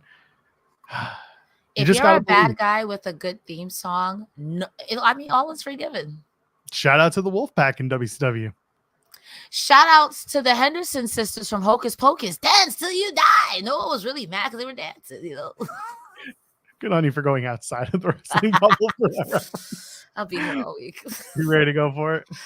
I'm ready. Mihoy Minoy. Nice to be back. Here we go. On a 1 and a 2. Hello, friends. We're back again. It's Fightful.com. It's time for your TNA Impact post show. I am at Joel Pearl. We're back. We took last week off. I'm sorry, TNA faithful. We had other things to accomplish. It was the 4th of July for our American friends, but for me, the Canadian, it was also WWE Money in the Bank weekend. I was covering it for the website. So Thursday night, I treated myself. Well, WWE invited me and Jeremy Lambert to the Sami Zayn comedy show. So we took advantage of that. Hey, it was a very good show. But Cresta Star is here as she always is, and we are back to talk about TNA on the road to Slammiversary. Let's talk about it. Cresta, how you doing? I am doing well. While I did not have as a fantastic week as you did, I had creme brulee for the first time, and it was amazing. I didn't say my week was fantastic. I mean, you got to see Sami Zayn do yucks. That was a week ago. It's been 7 full-ass days since that. All right. You know what? Let me take the compliment, Joe. Fine, I'll take the compliment. And if you want to take the compliment, go ahead, leave a thumbs up on the video. That compliments us. And of course, you can subscribe to youtube.com/Fightful or our sister channel, Fightful Overbooked. Myself, Jeremy Lambert, get in the weeds every Monday, Wednesday, and Friday, 10 a.m. Eastern. Tomorrow, I don't know who the guest is, but we're going to talk about a lot of stuff. Maybe we'll even touch on some TNA talk. How about that? And of course, you can leave a super chat any amount, get your question or statement read on the air. We'll read the first one in just a second because I got comments on that one. And you can do a humper chat. Cresta, tell them the kids. You use your fingers or your thumbs or your nubs and go to humperchats.com. That's HUMPERCHATS. You put your dollar amount. We get to keep a little bit more of that dollar amount. You put your comment in there. We'll read it live on air, Joel. We'll make sure that it gets read and everyone's happy. And we love to talk to you. So that's humperchats.com. Do it right now or Joe Pearl will send you a fish head. I would more likely send him a VHS tape as our bad Apple Jam Treebeard sends a super chat asking if I have any more VHS tapes. So here's the funny thing. Those who don't know, that is a Joe Gacy reference. I may bear a little bit of a resemblance to the man who wears a pig mask right now, allegedly on WWE programming. That being said, I actually do have a lot of WWF VHS tapes and WCW VHS tapes and ECW ones. They're in my kids' room. They are in a big bin that I mistakenly found that I thought I had gotten rid of. But it turns out I never got rid of them. And they are sitting in that bin. And I would like to sort through them and figure out what to do with them. I don't know. Trading, bro? I want to. Here's the thing. Some of them are official releases. And there's also DVDs in there. It's not just VHS. But there are some DVDs in there. Some are official and some are recordings of recordings. So there's certain paper, and also like the network kind of lost value on these tapes because you can watch them anytime. But now that's on Peacock, you don't get all the pay-per-views. Like they're not as easily available. So I don't know. We'll see. I just had people saying a little. Yeah, listen, I look like Joe Gacy. I get it. Leave him alone. I've heard Joe Gacy. I've heard Scott D'Amore. Leave him alone. Leave him alone. Leave him alone. Leave Joe Pearl. I'll fight y'all. Okay, he likes his mashed potatoes mashed. Don't talk about Joel Pearl, okay? And mashed potatoes yesterday. Was it mashed? Anyway, they were mashed. There were potatoes today in my dinner too. They were the round ones, the little papas, you know. Oh yeah, it's good for you. It's good gluten or whatever they're made out of. Yeah, some good old Portuguese style chicken with some roasted radishes and some cauliflower, some carrots, and some rice. That was a well-rounded dinner. I had beef ribs and macaroni and cheese because I couldn't be asked to make a vegetable. Once in a while, I gotta make it right. I can't always. I make a lot of like burrito-esque bowls because you have a toddler. Toddlers like things served to them in bowls. That's what I've discovered. Or as airplanes. I won't eat broccoli, but I'll eat this whole airplane, Dad. Meow. Thank God he's his own eater. Anyway, speaking of which, go get your free Slurpee. You got an hour left in your day. 7-Eleven day. Oh, man. Of course, FightfulSelect.com. If you haven't subscribed to that yet, we'll talk about it later. Big update on Jamie Hayter over there. People getting some information and also getting weird because I don't know, people working themselves in the shoots, brother. But let's brother ourselves into Impact. Tonight's episode, I said it earlier, largely inoffensive. It's a good thing. We're getting into Slammiversary. We got one more episode left until the show, don't we? Oh my goodness. One more sleep until Slammiversary. I mean, one more show. You know, so I'm doing next week's show, and then I get on a train the next morning and I go to Montreal because I will be in Montreal from the 19th until I'll be there until Monday. I'm going to be doing some interviews, doing some content. So if you happen to be someone who is listening in the TNA world right now, send me a DM. Let's chat. How about that? Okay. How about we do some of that? That being said, let's get into the show itself. We found out that Frankie Kazarian took out Nick Nemeth last week to end the show, not Dirty Dango, aka JDC. And then Ryan Nemeth caught it on tape. But he's holding up his phone, and then Nick Nemeth beats up Kazarian, but there are cameras there. And that was the one kind of disconnecting moment for me in this whole thing. It's like, the cameras are there, but we're supposed to ignore the cameras. But meanwhile, there was the iPhone camera, but there's only one shot of the iPhone camera, and then they show you the beatdown. I can usually suspend my disbelief. This was one time, Cresta, where I'm just like, nothing's right in this segment. Nothing looks or feels correct. Did you get that feeling, or were you just kind of like, start the effing show? I did get that feeling. However, I'm really good at suspending my disbelief. I choose to think of other things that remind me of things. When Dango said it wasn't me, I immediately thought of WandaVision, and it was Agatha all along. Because here comes Kazarian, like, now the camera thing, I was like, so what camera are you looking at? And then I was like, you know what this is? Okay, not verbatim, but the camera angle. So please don't get weird and clip this out of context. But remember To Catch a Predator, where they had those secret cameras where they would be talking to people, and then out of nowhere you see the camera running up on them? That's what I was thinking, like, yo, they got you on all angles lying and beating people up. And if that moment, if they had, they had shown that, production, like a bunch of cameras kind of zoom in. It starts with the iPhone camera. Like it starts, I can't do it because mine's charging, but like it starts with Ryan Nemeth running up to Kazarian and just being like, I got you. And I also brought friends. And it's like 3 camera ops just being like, ha, ha, ha, ha. That would have been okay. But because they did one shot with the iPhone and it looked grainy and gross, they couldn't continue with that. It just felt very not fully formed. Okay. But also, hear me out. If you think about how that shot is shot in continuation, it is literally them leaving. So there would have been production cameras there. So Frankie Kazarian would have saw them because they had just did a shot with the system leaving. So it wouldn't make sense for the cameras to be there, but you wouldn't have seen Ryan Nemeth because he was behind the van with a camera like a creep.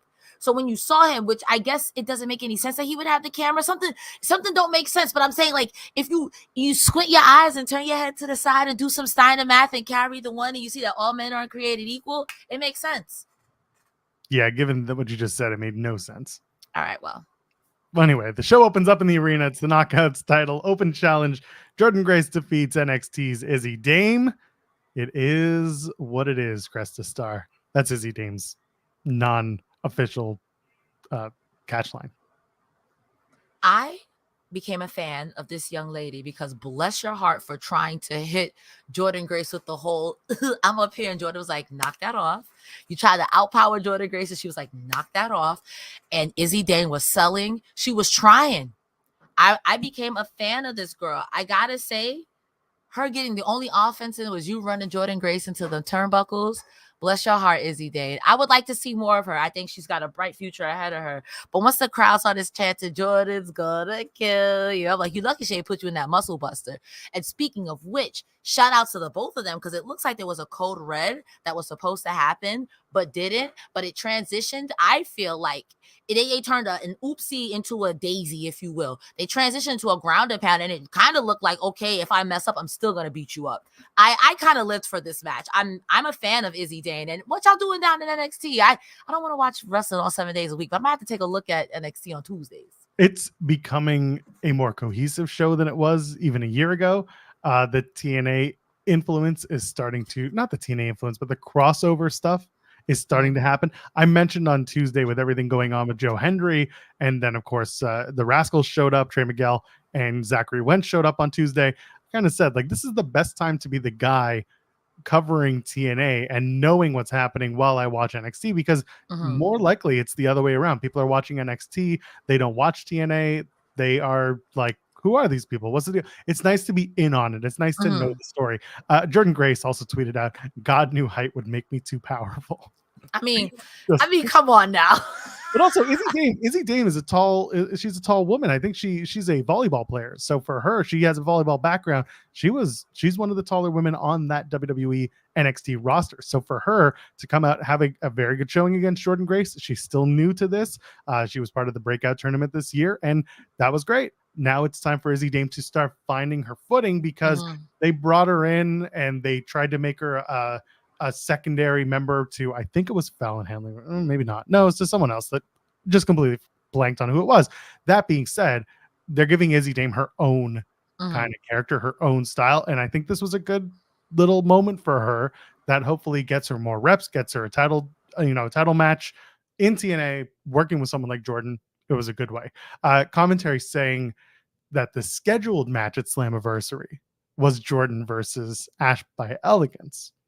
Had me thinking for a second, and then I realized, they're just adding credence to the open challenger maybe winning the title. And I was like, all right.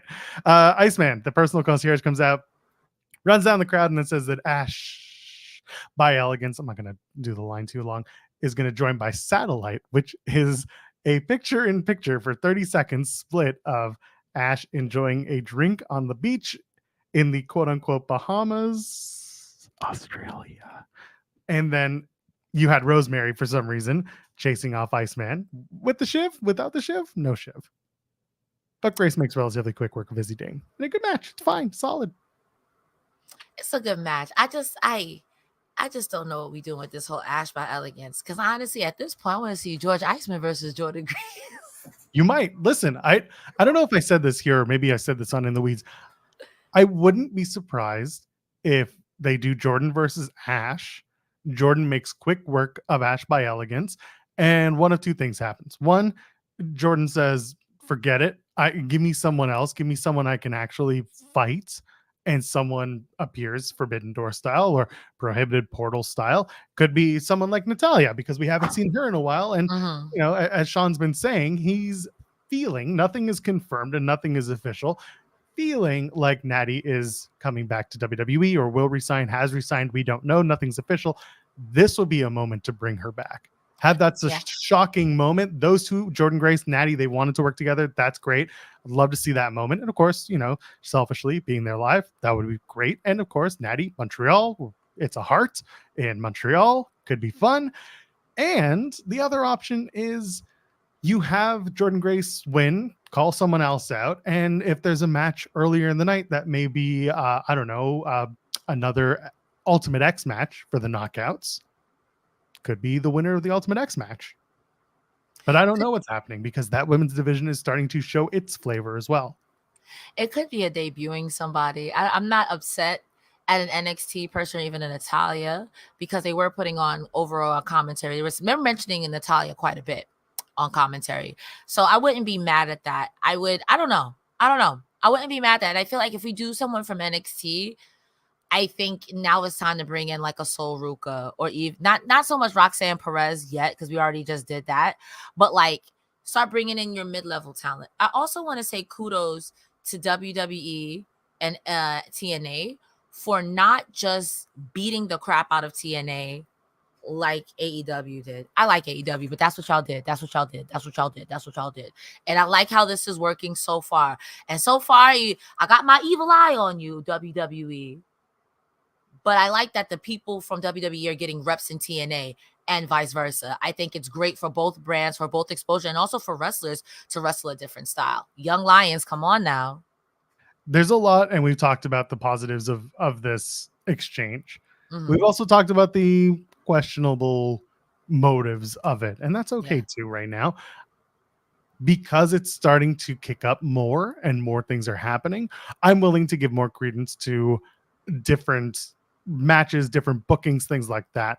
I wouldn't hate that. But overall, I genuinely do agree with you. This has been a stronger partnership than the TNA and AEW one.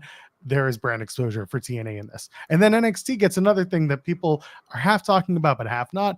And they're getting a good look at some of TNA's. Don't die. Just had to clear my throat. They are getting a good look at some of TNA's top talent. And they're bringing them in and they're bringing them under their umbrella and they're giving them reps in the WWE style. Mm-hmm. Yes. And some of these people have contracts coming due sooner than later, and some of them do not, but they're still earmarked for transition to WWE if they so choose. So there's, again, it's a scouting report, but it's also being on TV and doing something fresh and different. There's a lot of good that comes from this. It's just all about how they tell the story. And right now they're telling a good story. Yeah, I agree. Could this turn into a Worlds Collide event? You know what?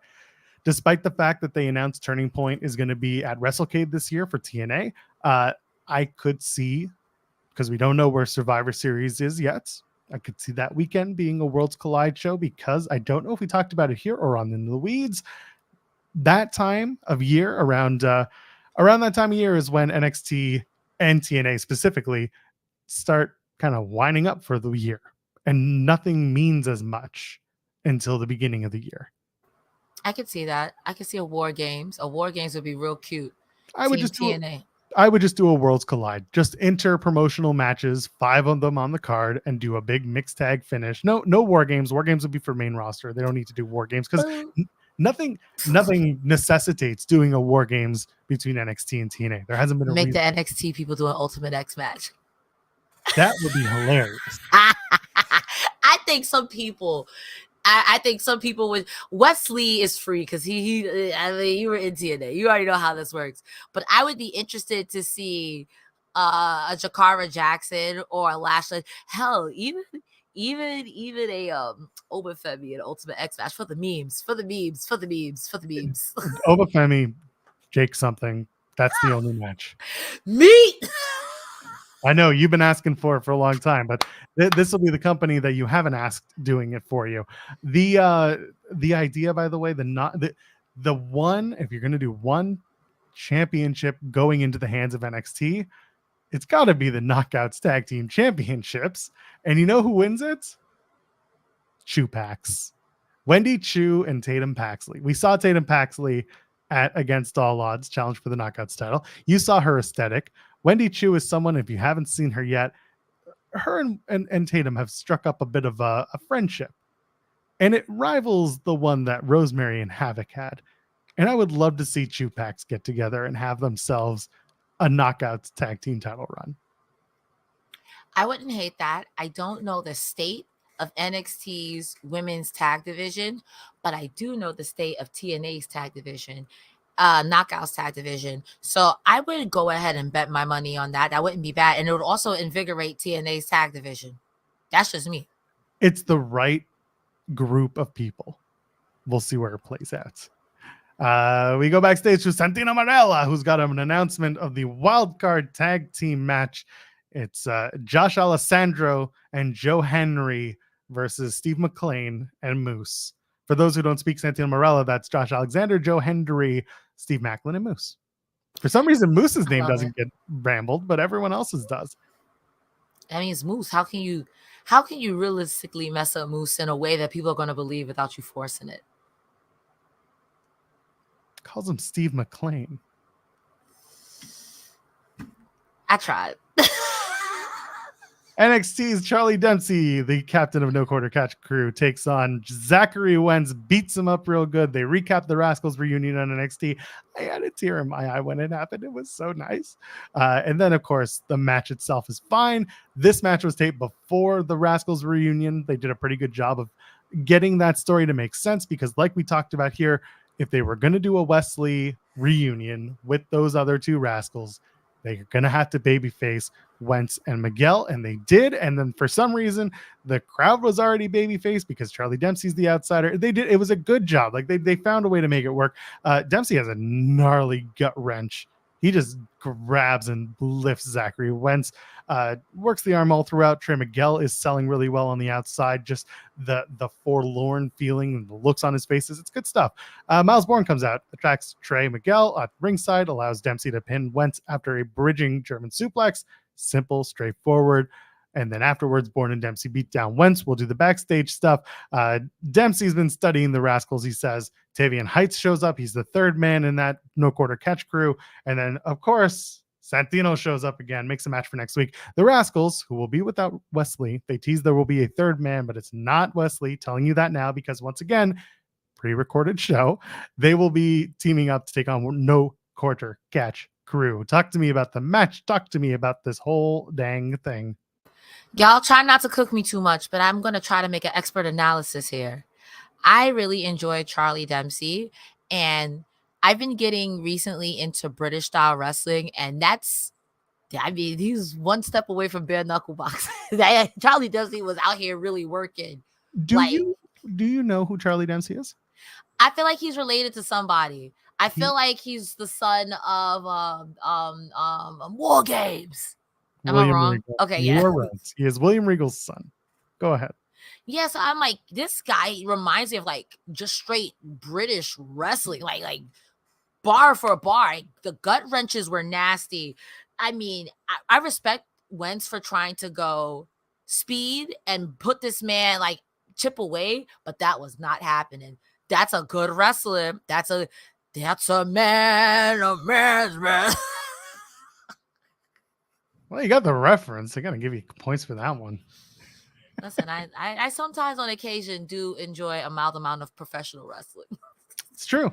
An older professional wrestling does she enjoy? Just a smidgen. She's a real man's man. I'm a traveling man. Oh, okay. She was born a rambling man too. And my papa was a Rolling Stone. Yo, next match. Don't encourage me. Phil Collins did a version of that song that was really good. Anyway, the System is backstage. They say next week the Hardys are back in TNA. I guess that tag team title match is next week.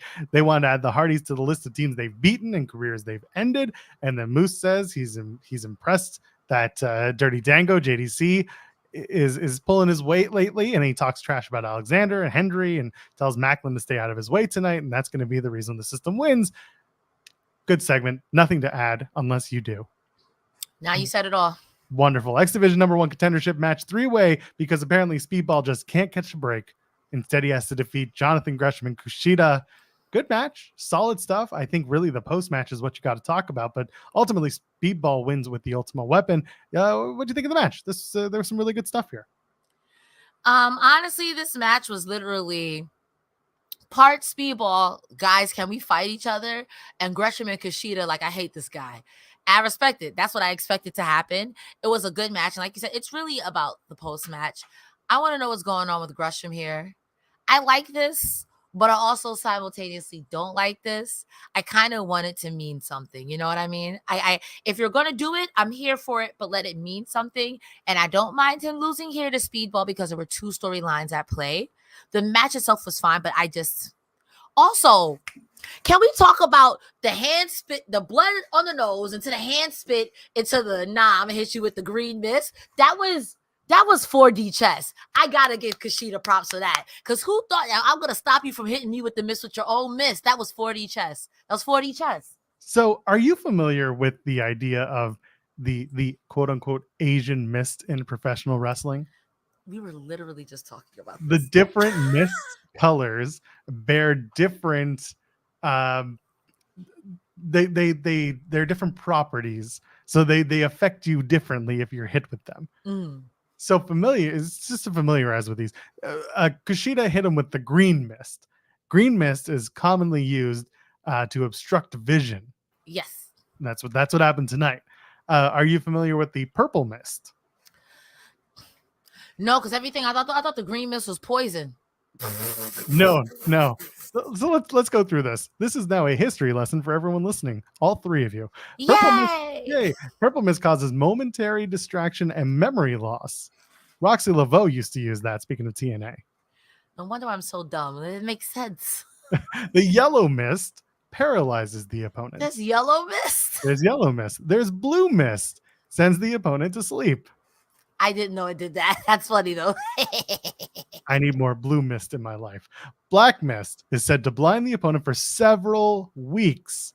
The excuse for this one is the time Tajiri used it on Nydia in WWE around the 2000s.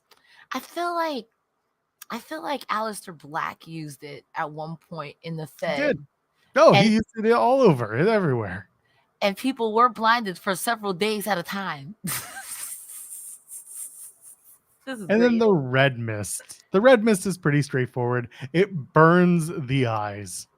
Gangrel would use it called the blood mist. But otherwise, if it was red, it was burning like acid.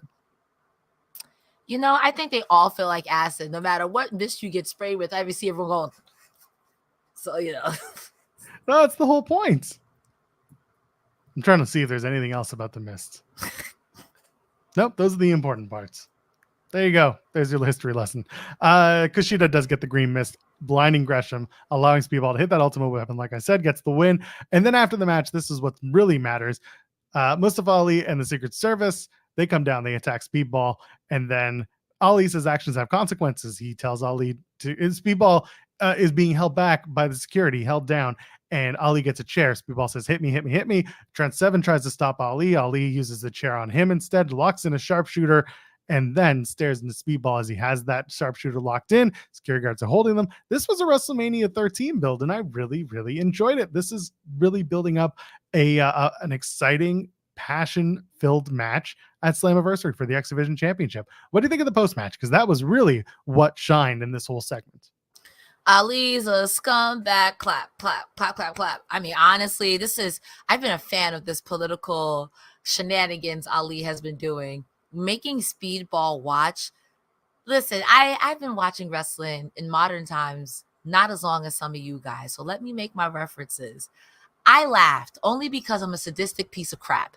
And making him watch Trent Seven to me was the equivalent of, I'm sorry, I love you. I just laughed. I'm like, that's so mean. Because y'all were really going to do it to him, but Trent tried to be a hero. Ali, you're a piece of crap. And also Raymond on commentary just making excuses. It didn't help. I know this was supposed to be serious. But I'm like, yo, I'm sports entertained. I've been sports entertained quite a lot this week. I'm sports entertained. Love that Ali is being that POS who keeps saying, you know, oh, here's your title shot. Whoop, gotcha. You don't have to fight for it. Oh, you want your title shot? Whoop, gotcha. Taking it away. Got me looking at that. Treating him like a toddler, and I love it. And meanwhile, Speedball keeps fighting his way into it. I like where this is going. Speedball, obviously, at home is a huge promotional material used for TNA. They've been promoting that Speedball and PCO are going to be doing a lot of stuff in Montreal starting next week. They're going to be at local sports games. They're going to be doing pressers. Speedball and PCO are going to be everywhere. So you can expect them to have a big moment at Slammiversary. I'm looking forward to seeing that. But right now, the build has been solid, and I'm looking forward to that. Oh, yeah. And I feel like, and this is just me because I'm a fan of both these men, there could have been no build. I would watch them fight in the library, bro. Only way that match could get better for me, is if you add Jake something and Bryan Danielson. That's just me. Just because I want to see meat and I want to see people get their shit kicked in. That's just me. Okay. Wilchism sent a super chat saying, I know it won't happen, but let Jordynne Grace face Julia or Stephanie Vacher at some point. Well, Wilchism, if you subscribe to Fightful Select, the best $5 in the business, you would know that Jordynne Grace's contract is coming due sooner than later, and it would be surprising for her not to decide to go to WWE after this contract. The only way that it doesn't happen is if she decides to stay with TNA. I don't know if that's what Jordan's going to do, but I also don't know what the plan is. Other than Grace, Julia, Grace, Vacker, something that could happen. We'll leave it at that. Dude, I think of Grace Ripley. I think of Grace Belair, Grace Flair. I mean, there's so many great things for Jordynne Grace that literally the world is her oyster. But again, much like how I feel with Deonna Purrazzo, I'm going to feel the same way with Jordynne. And same thing with Naomi. Don't take them out of TNA and do nothing with them. Because I just want to talk. I just want you to come. Hunter, I cannot threaten Vincent anymore. So now it's you. Just come outside. I just want to talk. I just want to talk. Naomi was supposed to do media for Money in the Bank, but she didn't end up doing it. She got replaced by Tiffany Stratton. Kevin Owens as well was supposed to. Kevin Owens, unfortunately, his mom was ill, so he was at home. So that made sense. I don't know why Naomi didn't do it, because she was also on SmackDown that night. So she was in town on Friday. Maybe there was travel coming out, because if she's in Texas. Anyway, not important. I was going to ask her about Trinity. And I was going to ask about being Trinity and doing the TNA stuff. Uh-huh. I had TNA questions for Naomi, but unfortunately I didn't get to ask them because she wasn't there. Yeah, I just get frustrated when I see people like that do so well in TNA, and then for whatever reason, it just doesn't translate to the Fed. And I know they don't, not everyone gets to book their own matches. Not everyone has that luxury, but seeing how some people are at the top of the card, I honestly, I would just want to talk. If you introduce Grace and she goes on this tear and Charlotte Flair, I think I would just want to talk at that point. I just want to talk. I have some questions and I just want you to answer them. I just want to talk. Steph DeLander just wants to talk to PCO with her love letter on the beach, calling him sweet, saying that nobody looked out for her before. And sometimes the best things in life are in front of you the whole time. And then Steph says, I'm going home to Australia to tie up loose ends. At least she's forthcoming with where she's been, because she's on that same tour. They're gonna get married. They're gonna get married, and she's gonna bring Matt Cardona back. I'm about to say, what's the loose end? It has to be Matthew Cardona. Has to be Matt Cardona. I saw Matt Cardona at the GCW Toronto show. He did do stuff. He didn't get physical in the ring, but he did have he did have a segment in the ring. So I'm just putting it out there. Matt Cardona is going to object to the wedding bells. That would make sense. That would totally make sense. I don't know why I thought, I didn't know Matt Cardona was Australian. I was like, Cresta, you dumb bitch. The idea of Cardona coming back and costing PCO the match at Slammiversary, that makes sense. It works. I still want my wedding. I just want my wedding. At this point, I think he's got to pop up out the cake. Matt Cardona got to pop up out the cake, and Joe Hendry got to sing the wedding song. Like we said, if it's not going to be Cardona coming back, because I don't know what his timeline is, the only other person is Mance Warner, who is Steph DeLander's real life boyfriend, wrestles in GCW, is GCW champion. I would love to see it, but that being said, Cardona coming back, I think that's a bigger moment. I feel like Matt Cardona is a safer bet. Oh, 100%. The thing with Mance is great. I would love to see the interaction, but it's not nearly as impactful, pardon the pun, because Matt Cardona is well known to TNA fans and to wrestling fans in general. You could even do a 2-for-1. You could do Mance Warner and be like, who the hell is that guy? And then Matt Cardona still pop out the cake. See, I would only hate that because Mance and Cardona aren't super friends in GCW. That's fine, because then we can lend out Chelsea Green, and she's like, what is this malarkey? Chelsea's busy. Chelsea's too busy. We're already friends. Let me put where's my tin hat? She's doing very full press conferences before the show starts. Digital media press conference. Y'all saw the video. It's fine.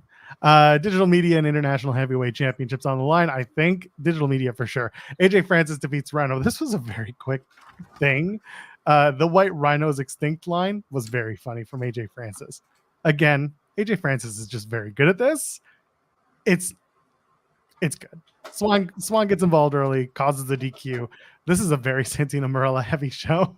Didn't need to be. He makes it a Philly street fight. AJ Francis makes quick work of Rhino again. Low blow, roll up. No need for the table. Post-match PCO comes in. Lights go on, lights go off. No need to make the man come back to life. He's alive.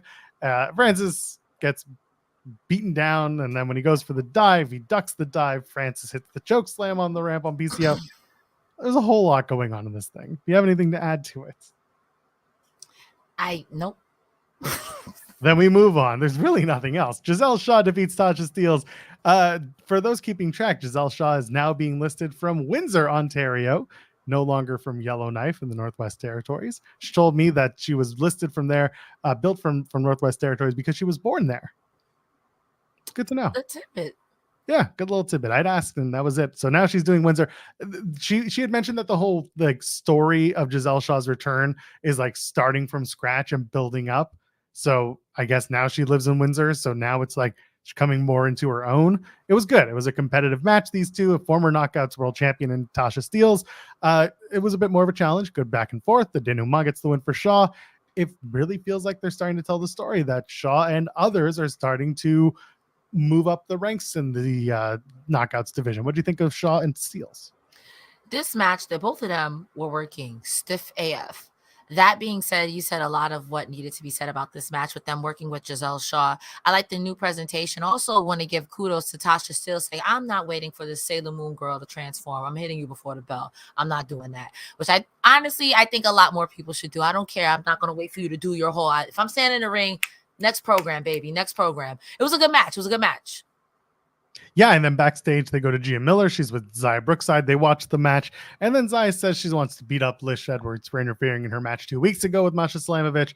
And then she puts over how much she loves love and that she's looking forward to Steph DeLander and PCO. Zaya Brookside being involved in this is the most absurd thing because she's just love is great. Don't you love love? And everyone's just yeah, love's fine, I guess. But those two, and she's it's amazing. Isn't it so great? And everyone else is yeah, no, listen, it's great, but those two? Listen, don't judge. It's love. Love is love. Baby, don't hurt me. I don't think those are the lyrics. If you squint your eyes and turn your head to the side, and nope, doesn't work on this one either. Doesn't work on this one.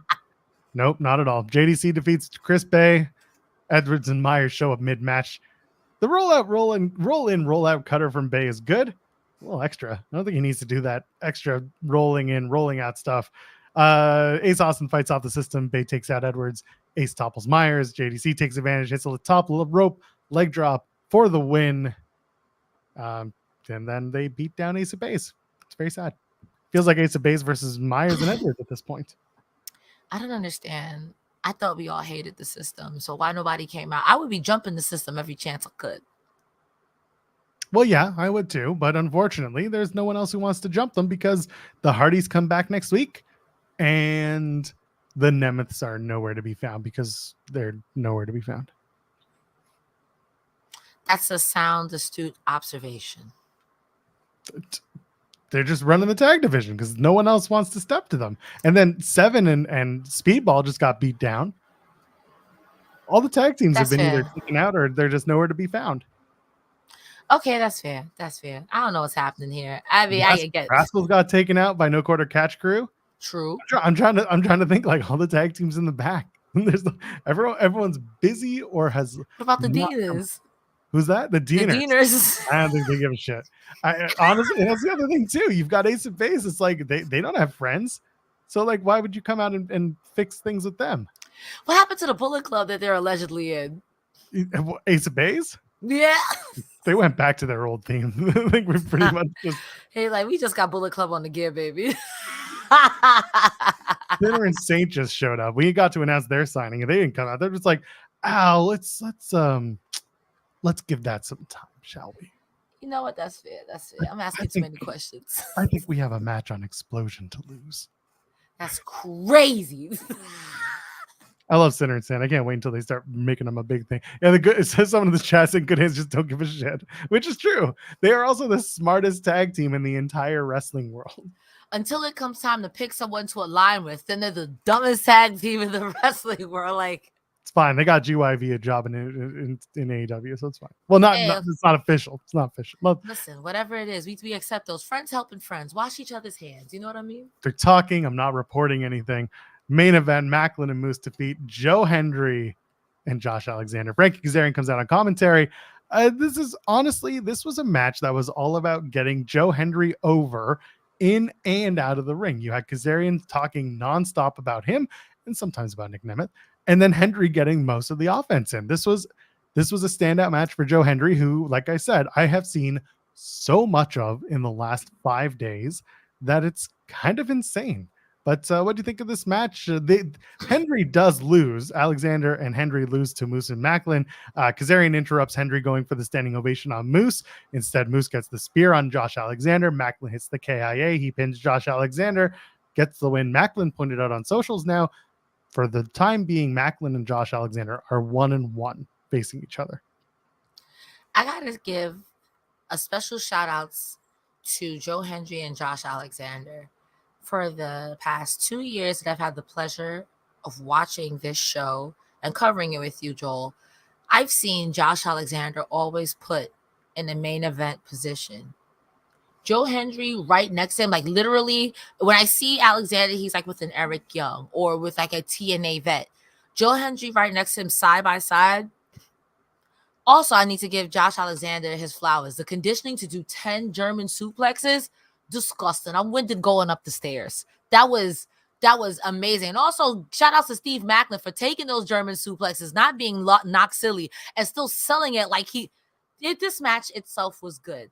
Now, when we talk about the storyline to the match, it makes sense. I'm sick of Frankie Kazarian. Frankie Kazarian must have been sitting next to Nigel McGuinness or something, because he was on his job with the hate tonight. Him and Raywall was super hating. Talking about, Hendry got a loaded boot. I'm sick of Hendry Saw. Hendry just like, y'all doing exactly what Hendry wants. And Joe Hendry, like you said, has been on a tear. So I'm very happy for this match that it happened. It was a good match. It just sucks that Josh Alexander had to take the pin. I get it. I understand right now. Hendry a little too hot. It's the same reason why Toni Storm for a long time. She's just too hot. And that's okay. I'm excited for this 4-way.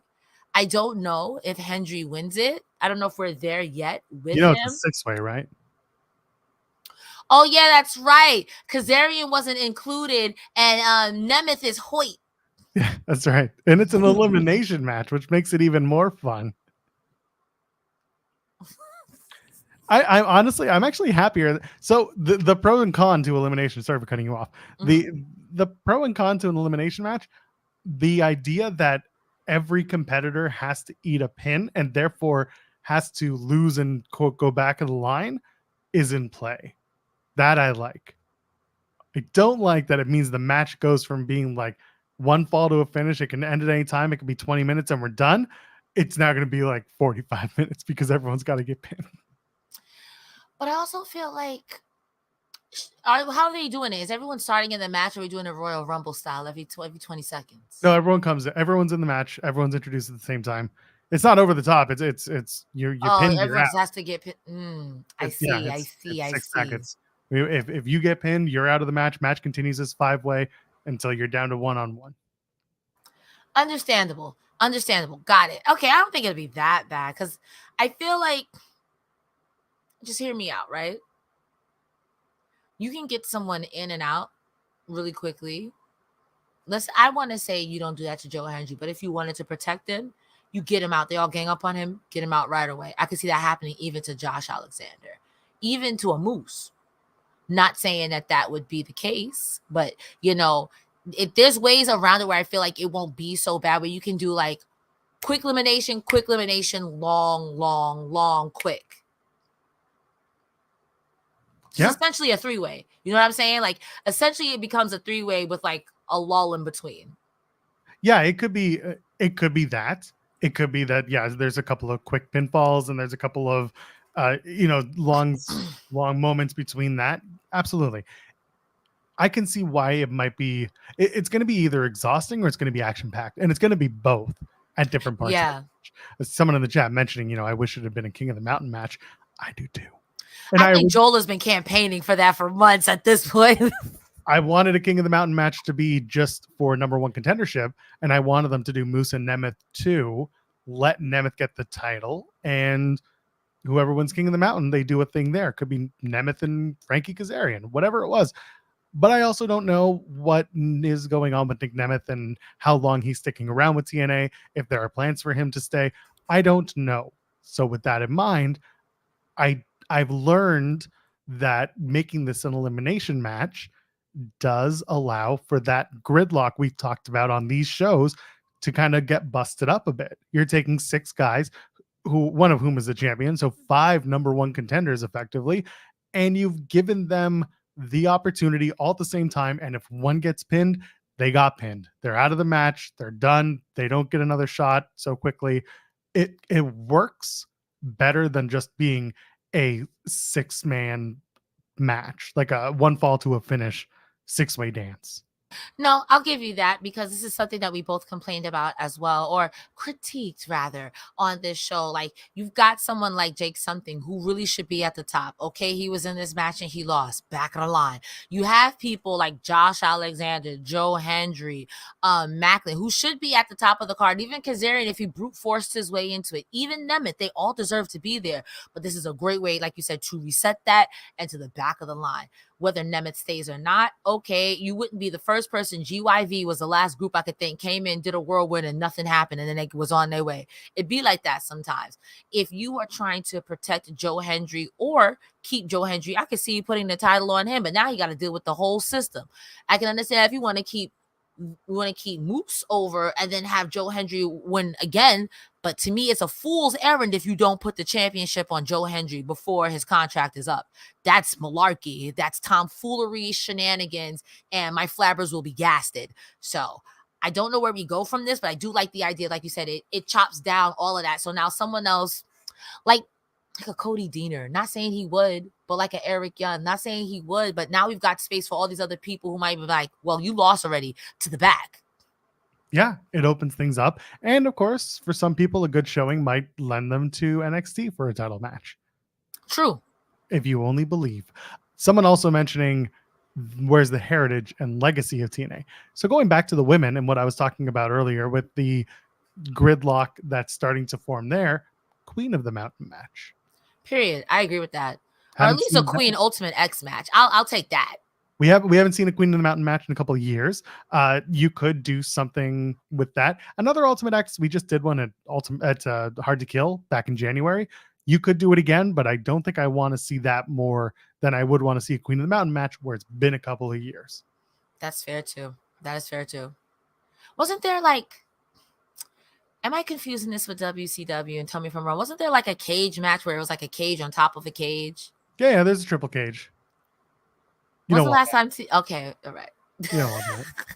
TNA does Lethal Lockdown, which was the cage with the weapons inside. We could do that. That'd be cute. That'd be cute. No reason to do that. Nothing's made it worth doing. I wouldn't watch it anyway. I'm not gonna lie. I wouldn't watch it anyway. That sounds bloody. I mean, it is. That's kind of what happens anyway. All you need to get bludgeoned in wrestling is a shoe anyway with a spiked heel. I know this is a TNA show, but when I tell you I popped so hard because Mariah May wasted not a second. Talking about it tomorrow and in the weeds. Not going to give my hot take. I'm talking about it on Saturday. I can't wait. Cresta, what else you got going on for us? Ladies and gentlemen, boys and girls, it's always a pleasure to be here with you guys on Fightful every Thursday with Joel Pearl. You can find me over on Twitter at Cresta the Star, like Megan the Stallion. I have my link tree in my bio.